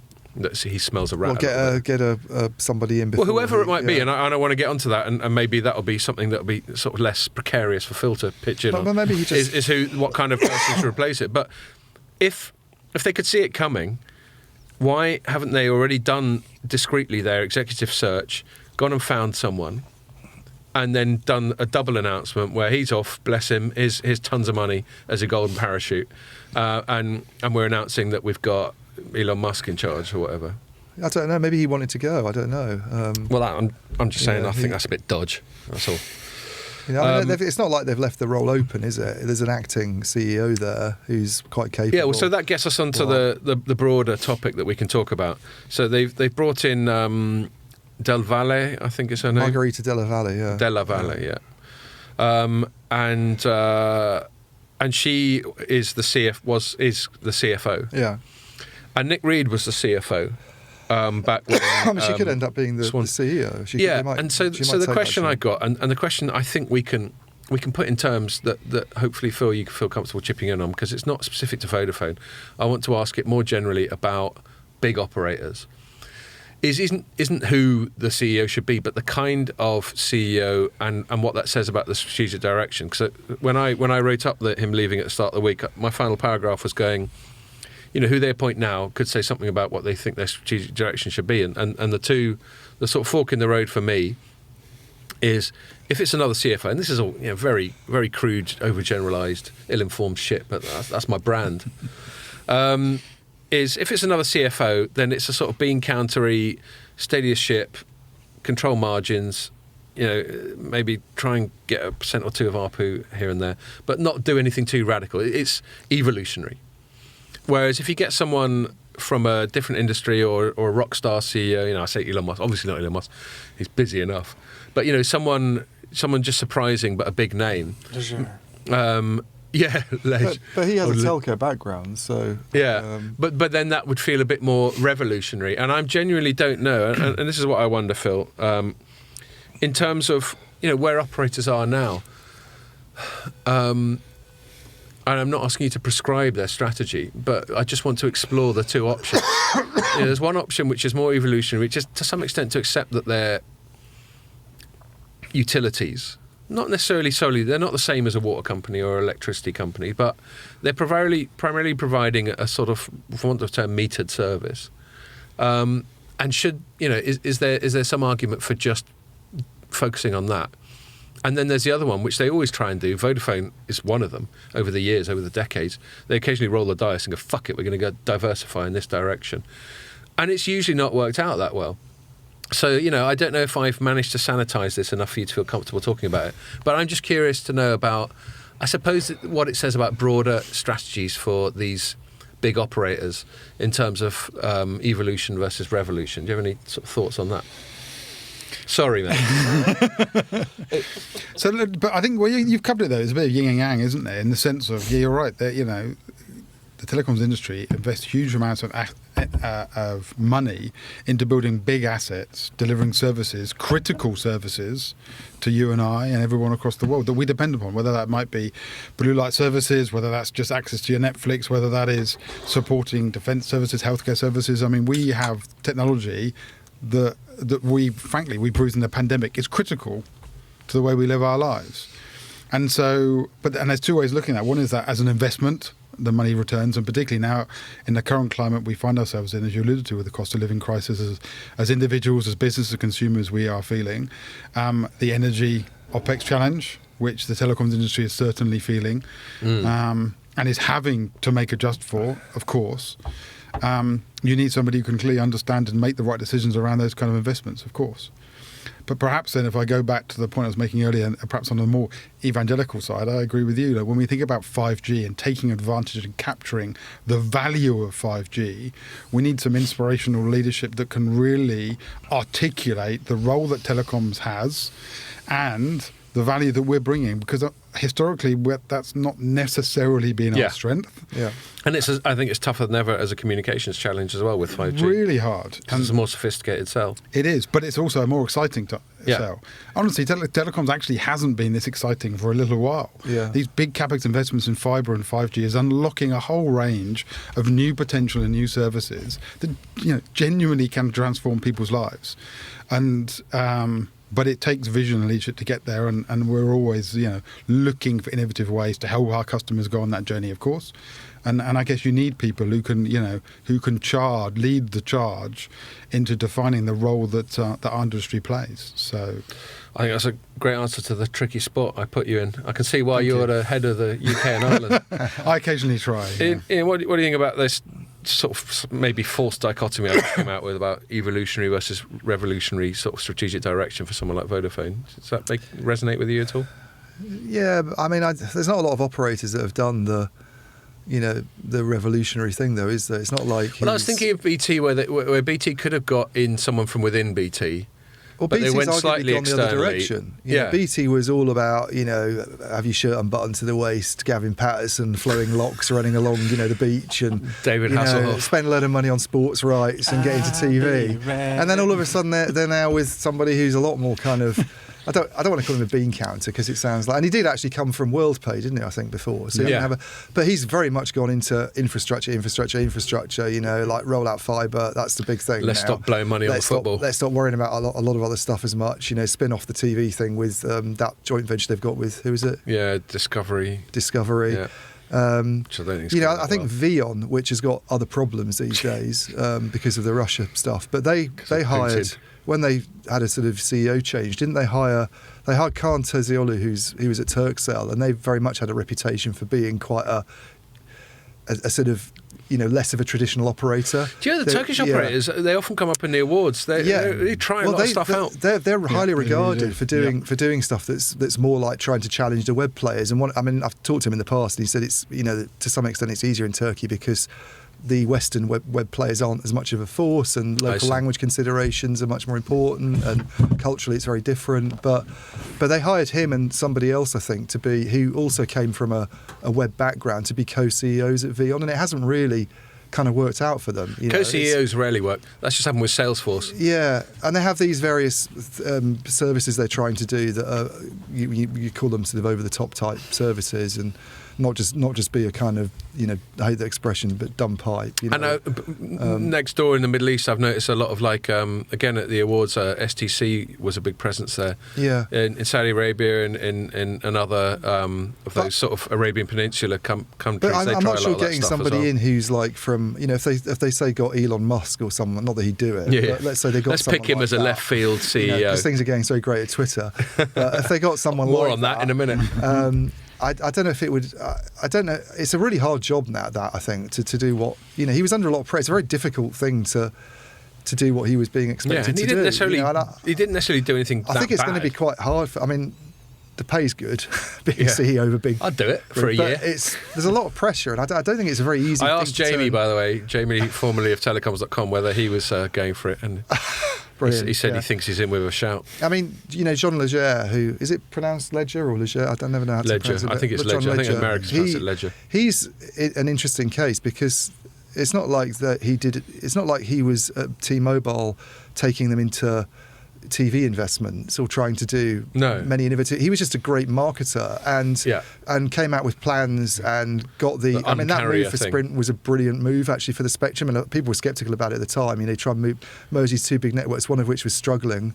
Is it going to work? But getting their hands on that spectrum obviously has really helped them to kind of roll out 5G quite quickly, and they've got a good reputation. The customer growth they've seen is just ridiculous, but it's not like he's done anything that radical. He was a great marketer. Well, he was he's sort of almost Donald Trumpy figure within telecoms.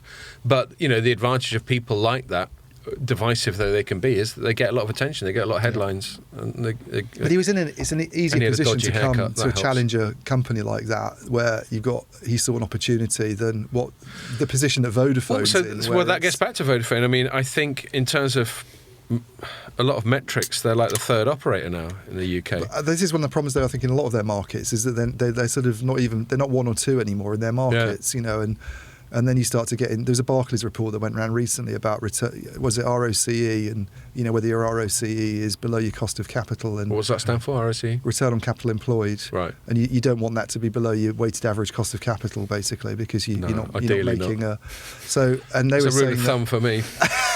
So I think in every market in Europe, the average is below the weighted average cost of capital, except Germany. And Germany's the only three-player market. I mean, you've got 1&1, I know, doing a rollout now, but they're not really operating. They're competitive markets. Arguably, M&A needs to happen, but regulators have always blocked it because they've been more sort of pro-consumer. And it's a really hard.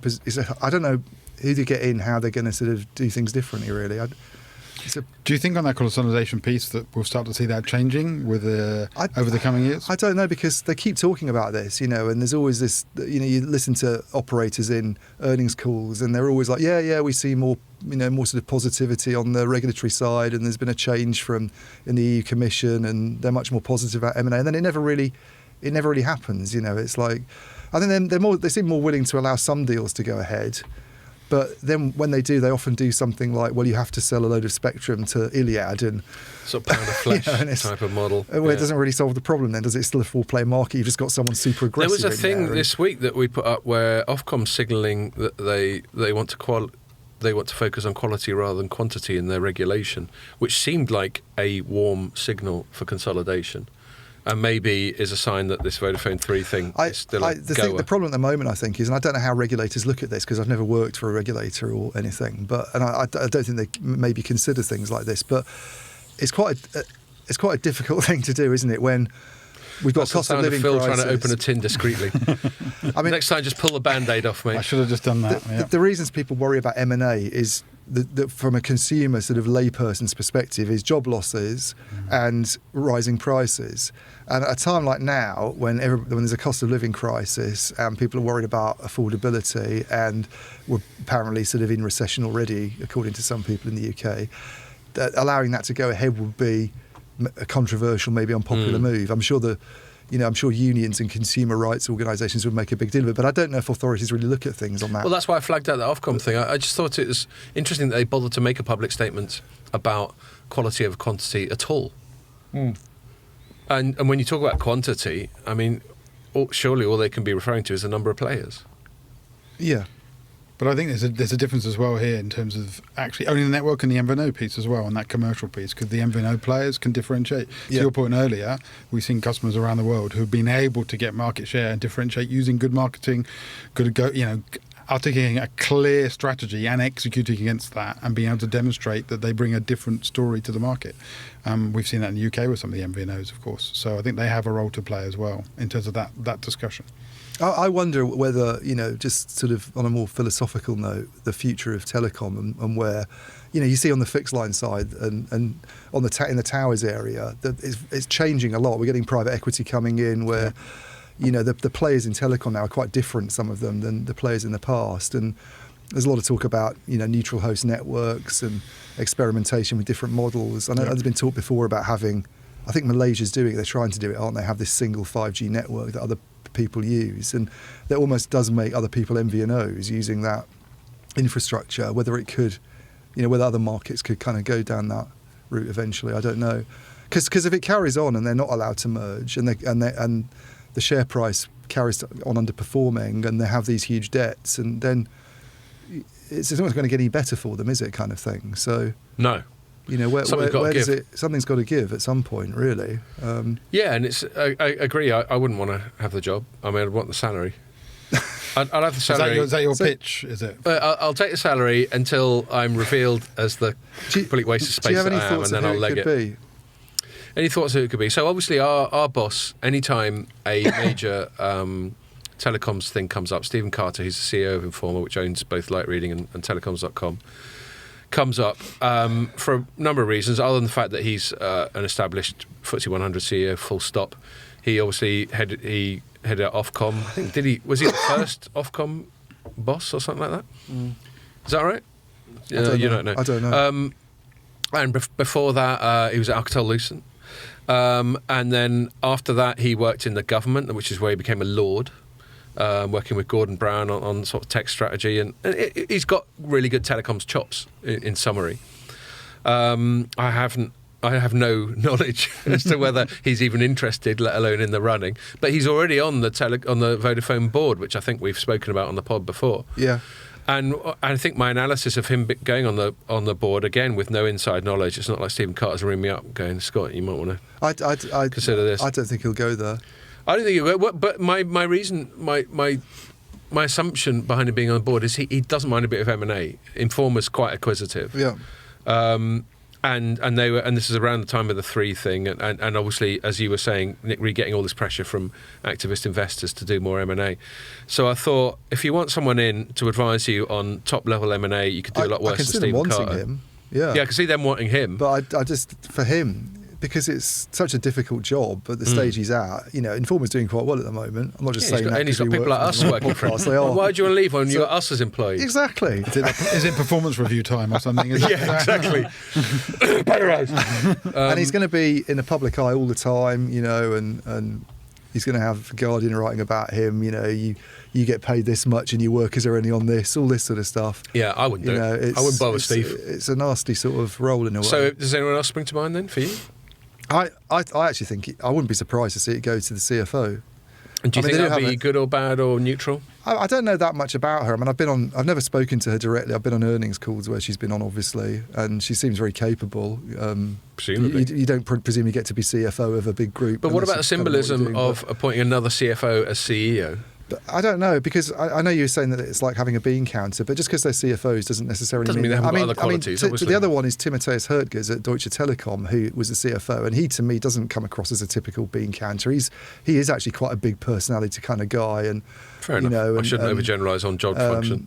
And has done things, I think, a little bit differently from some of the others. So just because someone comes from an accountancy background or a finance background, they don't have to be someone who's not a visionary, Yeah, But I really don't know enough about it. But it wouldn't surprise me because they've got a track record of doing it.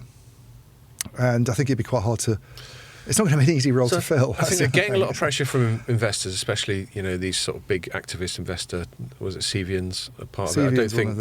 Elliot's another one that comes up. I don't know if Elliot's got any interest in Vodafone, but they're kind of people like with Tim who like to poke their nose in. But you wonder whether... So I can't get used to calling it Tim. Yeah, Tim and Elliot. Just seems like a children's book, doesn't it? Yeah. Sounds a bit E.T. like. Elliot. I wonder if they have a sort of dream team, a sort of wish list of the kind of CEOs. Would it be a rock star CEO, or would it be someone who's more just sort of steady and familiar with it all? I don't know. I mean, I can see whoever they appoint, I'm going to say it's a shit appointment. I can see why they'd like to get someone like Stephen Carter, like you say, someone who's got M&A experience and a lot of telecom experience. I think he'd be a great person for them to try and get. I'd just be surprised if he went there. But I think trying to get someone from a web background, I don't necessarily think would... I'm not sure it'd work, really. No, but that would be a statement of strategic intent. If they got someone from Google or something. Yeah. I mean, I think it would be catastrophic. I think there have been so many failed attempts to diversify into... But he's not... Just because he's been at Google, he's not going to be able to turn them into a web player. But what I'm saying is the symbolism of it, and maybe incorrectly, but certainly how I'll write it up. Is like, well, this says that they're going in a googly direction because they got someone from Google, that's all. Yeah. We largely write blindly speculative stuff. There's a lot of, the trouble at the moment, I think, we're trying to diversify and go into new business areas. Is it's not a good. I mean, a lot of companies are actually doing the opposite, aren't they? They're kind of laying staff off and focusing on their core competencies. And there was that deal this week with Ericsson and Ericsson selling its IoT business. And it's like, well, that's one of the things that they were touting as part of their diversification strategy a few years ago. And I looked at their, how much they make from networks, Ericsson, networks being all mobile pretty much. Mm-hmm. And before Boy Aircom came in, only half their revenues came from networks. Now it's 70%. So he's turned that bit of it around, but they're very much they're very much a one-trick pony. Yeah, they are. Yeah. Well, yeah. And more so than ever. And I know they're trying to do this. But then that's not necessarily pejorative if that one trick. Well, it isn't. But if something goes wrong, There's some disruption so in that business area. you're overexposed. It's like having a 20% customer, isn't it? So, like with Neophotonics had Huawei as a 40% customer, which is crazy. And then when they were stopped from sort of selling any more components to them, it was like their share price just collapsed. So ultimately, the thing is that optimum bit in the equilibrium between specialization and diversification. You could think of it as like a sort of investment strategy. Like lots of people lost their shirt over the recent crypto fuckery that's been going on. And anyone who went all in on crypto and nothing else is a bit of a twat, aren't they? Yeah. But to bring it back then having 5% of your portfolio as crypto is not such a bad move. No, but what the point with Vodafone is I don't think necessarily they want to get somebody in at the moment who's going to do the diversification thing. I think they want somebody in who's going to be able to steer M&A through and sort of improve some of the fundamentals. Yeah. But not turn Vodafone into a I don't know. Yeah, and I think that would be the sensible company. move. But wouldn't it be interesting and fun for us to write about if someone from left field came along? So let's see. Presumably the board is listening to this pod taking right advice. now and going, okay, well, yeah, we hadn't thought of that. Scott, to your point, we need someone who's googly. Is that what it is? Yeah, googly. Strange eyes or plays well with a bat. One of the two. Oh, there we go. Yeah, cricket analogy there. Yeah. All right, one last thing because we're definitely running out of time now. For me, I quite often on this pod will go off on something that isn't very telecoms-y, but it's something that interests me almost as much as telecoms. And I suppose broadly I would call it digital civil liberties is the broad context. Recently it's been mainly around things like the online safety bill, which is a bit of legislation going through the UK government where the government basically wants to impose more restrictions on what people can say online in the name of safety, as the name implies. And parts of it are completely laudable, for example, protecting kids from predators and that kind of shit. No one's going to argue with that. But then when it starts getting into censoring adults, what any of us in this room could put on the internet, especially if it's not illegal, if we just put up something that's a bit edgy or just in poor taste or just shit, should it be censored? And furthermore, should it be the government's job to censor it? So that's one thing I've spoken about, and we've had a development on the online safety bill, which I spoke about on the last pod that got lost. So I might quickly recap on that, and then a couple of other developments that fit into this. Sorry, everyone, this is probably going to be a bit of a monologue, but I will let you say anything. Sometimes I get rid of these get to the end of these monologues. I go, Ian, what do you reckon? He goes, no, I'm good. I just want to go home now. So a couple of other things.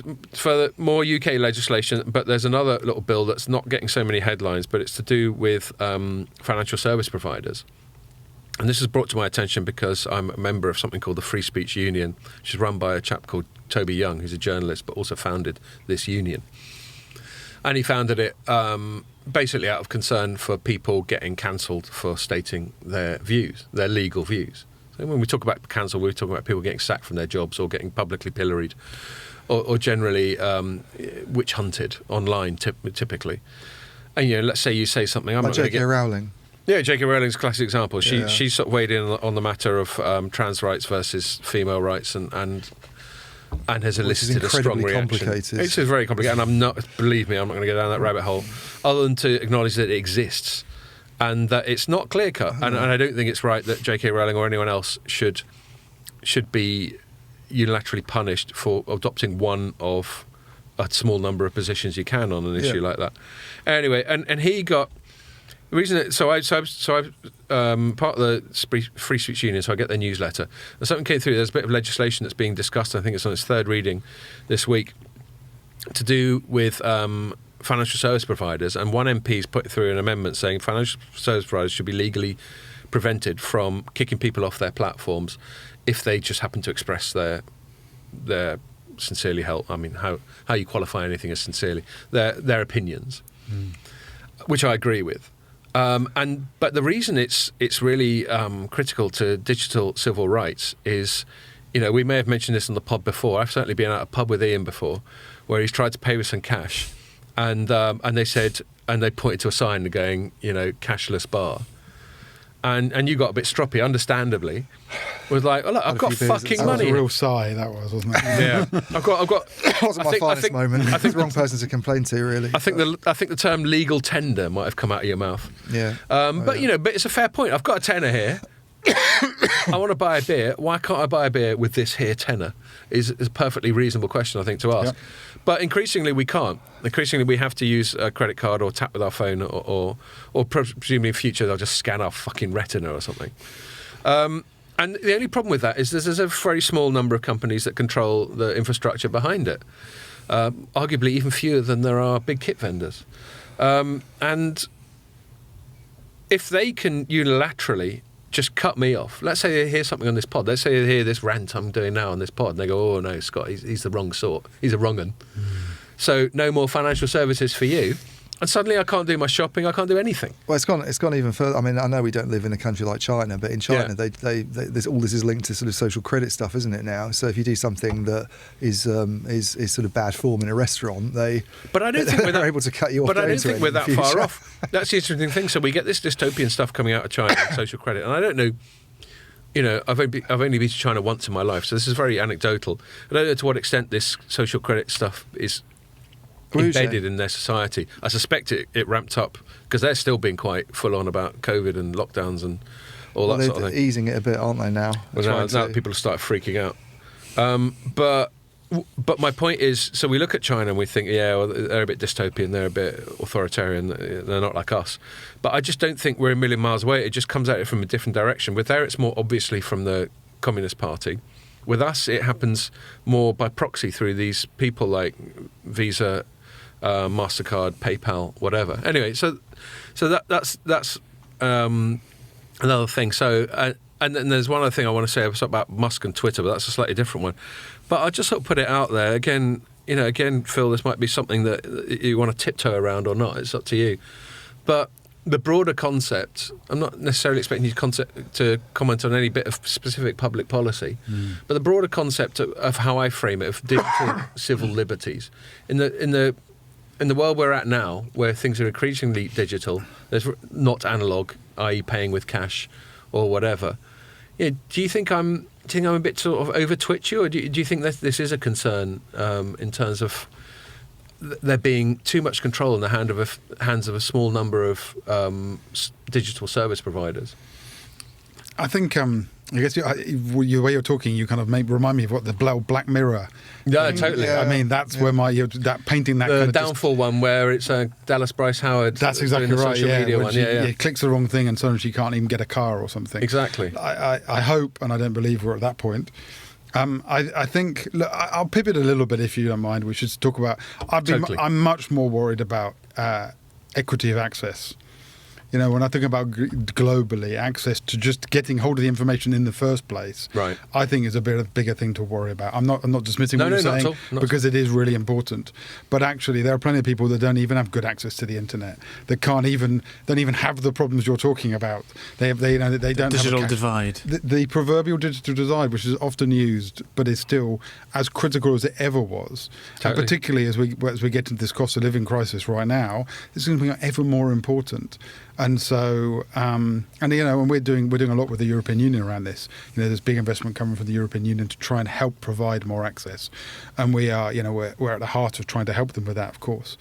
So I think I would prioritise that first. Yeah. But that's not to say that the issues you raise aren't important, because they clearly are. And I think where they overlap is in the term access. So you're talking about access at a fundamental level. Can people get in this position in the first place? And I'm talking about people who are in that position having that access denied to them. Yeah. So I think the access thing is where our 2 points sort of overlap.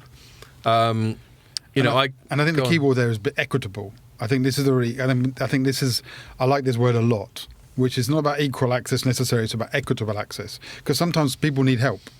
Sometimes areas, and that's geography, diversity, they need a bit more assistance and support to make sure they have equitable access, and that's really, really critical. And obviously, and again, where it overlaps with what I'm saying, if we accept that the digital economy is increasingly just everything, that there's no alternative to the digital economy, then obviously having digital access is. If you don't have digital access, you can't participate in the economy full stop, can you? Yep. Whether it's something as ambitious as starting up your own business or as simple as just paying for a pint at the pub. Yeah. Have you read The Handmaid's Tale? I haven't. I obviously know about it anecdotally. There's a series as well, but yeah. It's Margaret Atwood book from the 90s, but she sort of foresaw the thing that people always cite about that book is she predicted the use of kind of digital money, and they use it in the book because it's a feminist book, so the government takes over. They treat women like sort of, they're just sort of for Property, breeding isn't it? purposes, Yeah. Just produce kids. and everybody's using digital money, and they basically. Women suddenly wake up one morning and find they can't use anything. Yeah. It's all transferred to their partners, their husbands. So. Exactly, dystopian books, Black Mirror. But she wrote that in the mid '80s, I think. It's quite. It's very quite sort of- it's very far-sighted of her. Yeah. And I just think sometimes, I'm aware. Sometimes I go on about these things, and sometimes people give me a sort of, "Oh, hello, we got a live one here. Look." And maybe I think about it too much, but I think a lot of people don't think about it enough because I think it's there. It's creeping up. The metaphor is I don't know if this is true, but the frog in a pot of water. That metaphor, Yeah. where you can keep heating it up and the silly Slowly boiling. fucker Yeah. doesn't Yeah. realise he's But dying. this ties in with the cloud, really, as well, doesn't it? I think. Oh, right, The yeah, cloud, which we certainly can't get into now. No, we can't. But yeah, it's- you mean I think it's- all the operators I going think it's full on exactly in this- the yeah, I think it's well, no. I don't mean operators necessarily. I know that Just everyone. Just the sort of rush to embrace the public cloud when there's only these three sort of big US companies and. Scott and I talk about this a lot, but I think that to me is more of a concern as an oligopoly than other ones because those companies are so big and powerful across numerous sectors, and it's, you can't go through your day really these days without doing something to do with Amazon, or Google. It's like certainly impossible. indirectly with Amazon. The Trying to have chances are, even if you're not buying Amazon-less- something from them, you're on Amazon-free AWS. day, I think must be impossible. I don't think I've had an Amazon-free day probably for about 6 years or something. No. So yeah, I mean, It should be like the opposite. They push for Amazon Day on their website. We should do Amazon Free Day. Then what would it look like? We'd have Maybe to just go normal and day. dig a turnip out of the back garden or something. A turnip. Sort of pick the most agricultural thing I can think of. Remember, he doesn't eat I gluten. don't think I've eaten a turnip of for course, years. yeah. But I haven't fallen so far as to start on turnips. So that's it really. I just wanted to flag up. It's not a very telecoms-y thing. And there are a few other things. I won't get into it now because we're nearly out of time. But Elon Musk started releasing some internal communications from Twitter, which he bought, which reveal a degree of politicization within there. And the issue with that is not whether or not I'm pro or anti the political team that Twitter's content moderation seems to be biased in, but it's again the fact that stuff is a matter of public interest, which is that Twitter's one of the few digital public squares, along with Facebook, YouTube, and one or two others. The fact that that can be surreptitiously co-opted in a certain direction, whether it's political or commercial or whatever, and most of the users don't realise. I just think a lot of stuff is going on under our noses that is manipulating us and influencing us and infringing on our civil liberties. I wonder if that whole market, that social media market, is sort of becoming a bit more fragmented now, is about to. Youngsters don't care about Facebook. They all use TikTok. And then there'll be something after TikTok, and it's almost. And then I think Twitter, personally, Well, it's all about the flow of information. The reason governments suddenly got so twitchy, in my view, about social media was 2016, when they had the dual electoral surprises of Brexit and Trump. Yeah. And they suddenly went, what the fuck's going on? They didn't expect either to happen. And then they started putting two and two together and making five and thinking, it must be Putin or it must be some other nefarious thing.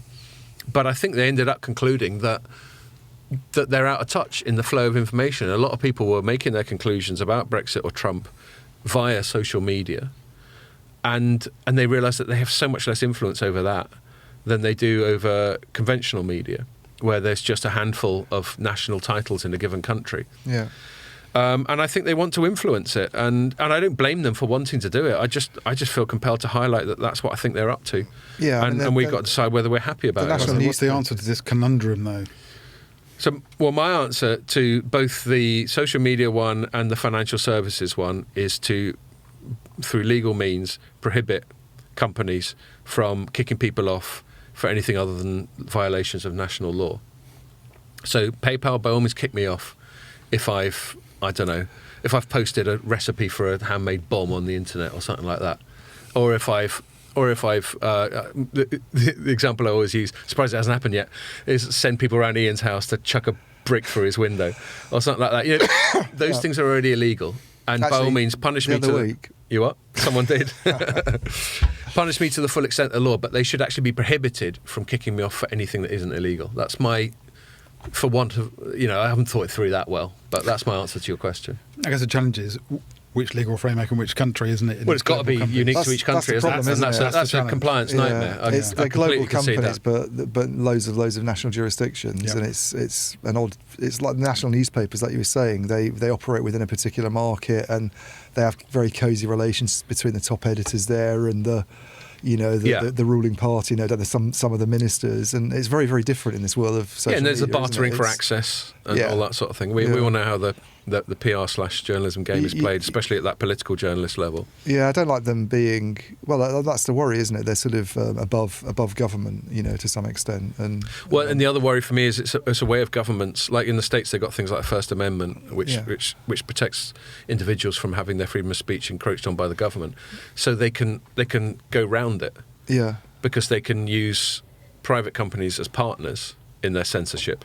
So they're not directly censoring, but they're going to the private company going, if you don't want to have some SEC aggro, then maybe play ball. Yeah. I'm not saying this necessarily happens, but I find it plausible. Again, it could be a bit tinfoil-hatty from me. They're so big, and I mean, you look at Standard Oil maybe back in whenever, I don't know when it was broken up. Turn of the century, is it? Something. Yeah, and we're almost in a similar situation now, aren't we, with the big tech companies? I think that it's an outsized amount of influence they have. To have companies that are that big and it's only oil companies that are really close to them, isn't it? I think Saudi Aramco, if you look at stock market values, like market caps, and the only reason Saudi Aramco's come up obviously is because of the energy crisis at the moment. For a long time they were, but it used to be like Shell, Texaco were right out there. Companies that are that big and powerful, I think it's a bit. It makes me think of the film Aliens. That when you have the company, yes, the company Omnicorp controls everything. Yeah. Well, quite. What was it? What was its proper name? But everybody just called it the company. Wayland Industries. Wayland Industries. That's it. Yeah. Or who's the ones that make Skynet? Oh yeah. Cyberdyne Systems. Yeah. We were from the geek in the room there. No, I'm the worst one. I'm always making Terminator references when things get a bit dystopian. Okay. OCP from RoboCop as well. Right. Yeah. Oh yeah, I haven't seen that film for years. The killing robots in San Francisco, that's becoming a thing now. Is it? So it's like that scene in the end of RoboCop when the robot starts killing everyone. What? That's actually happening in San Francisco? They're trying to legalize killer robots. Yeah. Fucking hell. That's much more worrying than PayPal. Well, yeah, that puts it all in perspective, doesn't it? Well, actually, I'll wrap it up there because I think we've done about 2 hours, haven't we, Pierre? Yeah. So yeah, just the final point I want to make about those companies. A typical pushback you get when you talk about, does Twitter have too much influence? Does PayPal have too much influence? Does people go, they're a private company, they can do what they want? Typically, these are sort of leftists who would otherwise nationalise the fuck out of everything. But suddenly, they're all into private companies. The problem with that is, and go full circle to the theme of this podcast, which is telecoms. No, they can't do what they want. Firstly, there's law, and secondly, there's regulation. And we know this as people in the telecom space. You cannot do what you want when you're a private company. You're very constrained by governments that are nominally acting in the public interest. So that's just such a bullshit argument. They can't do what they want. And that's where governments, to my cliche that Pierre takes a piss at me, I'm a small government, laissez-faire, light touch kind of guy. But you need regulation. And we know that most of all through telecoms. If we let the reason telecoms need regulation, even if we don't look back at the fact that most of them were created by nationalising what were privatising what were previously national monopolies, there's such a high bar to entry that there's a natural oligopoly at least. We couldn't just decide in this room, fuck it, let's start an MNO, because you need billions and billions of pounds to do it. So of course it needs to be regulated because the competition environment is constrained.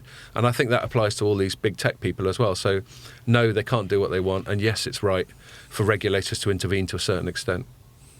Sounds like a good fucking strident point to end it. I don't know. That's a good place to stop, I think. Phil, thank you very much for coming. The absolute it's great pleasure. to have you here. Hope you enjoyed it. I did, mostly. Yeah. And to all our listeners, I mean, we'll try and do one next week, but we got train strikes, so this might be the last of the year. If it is, have a good Christmas and all that, and see if you can cope without us till the new year. But maybe we'll do one more. Let's see. All right. Oh, and thanks to Ian for coming in, even though he's not feeling very well. All right. Cheers. Thanks for listening. Make sure you join us for the next one.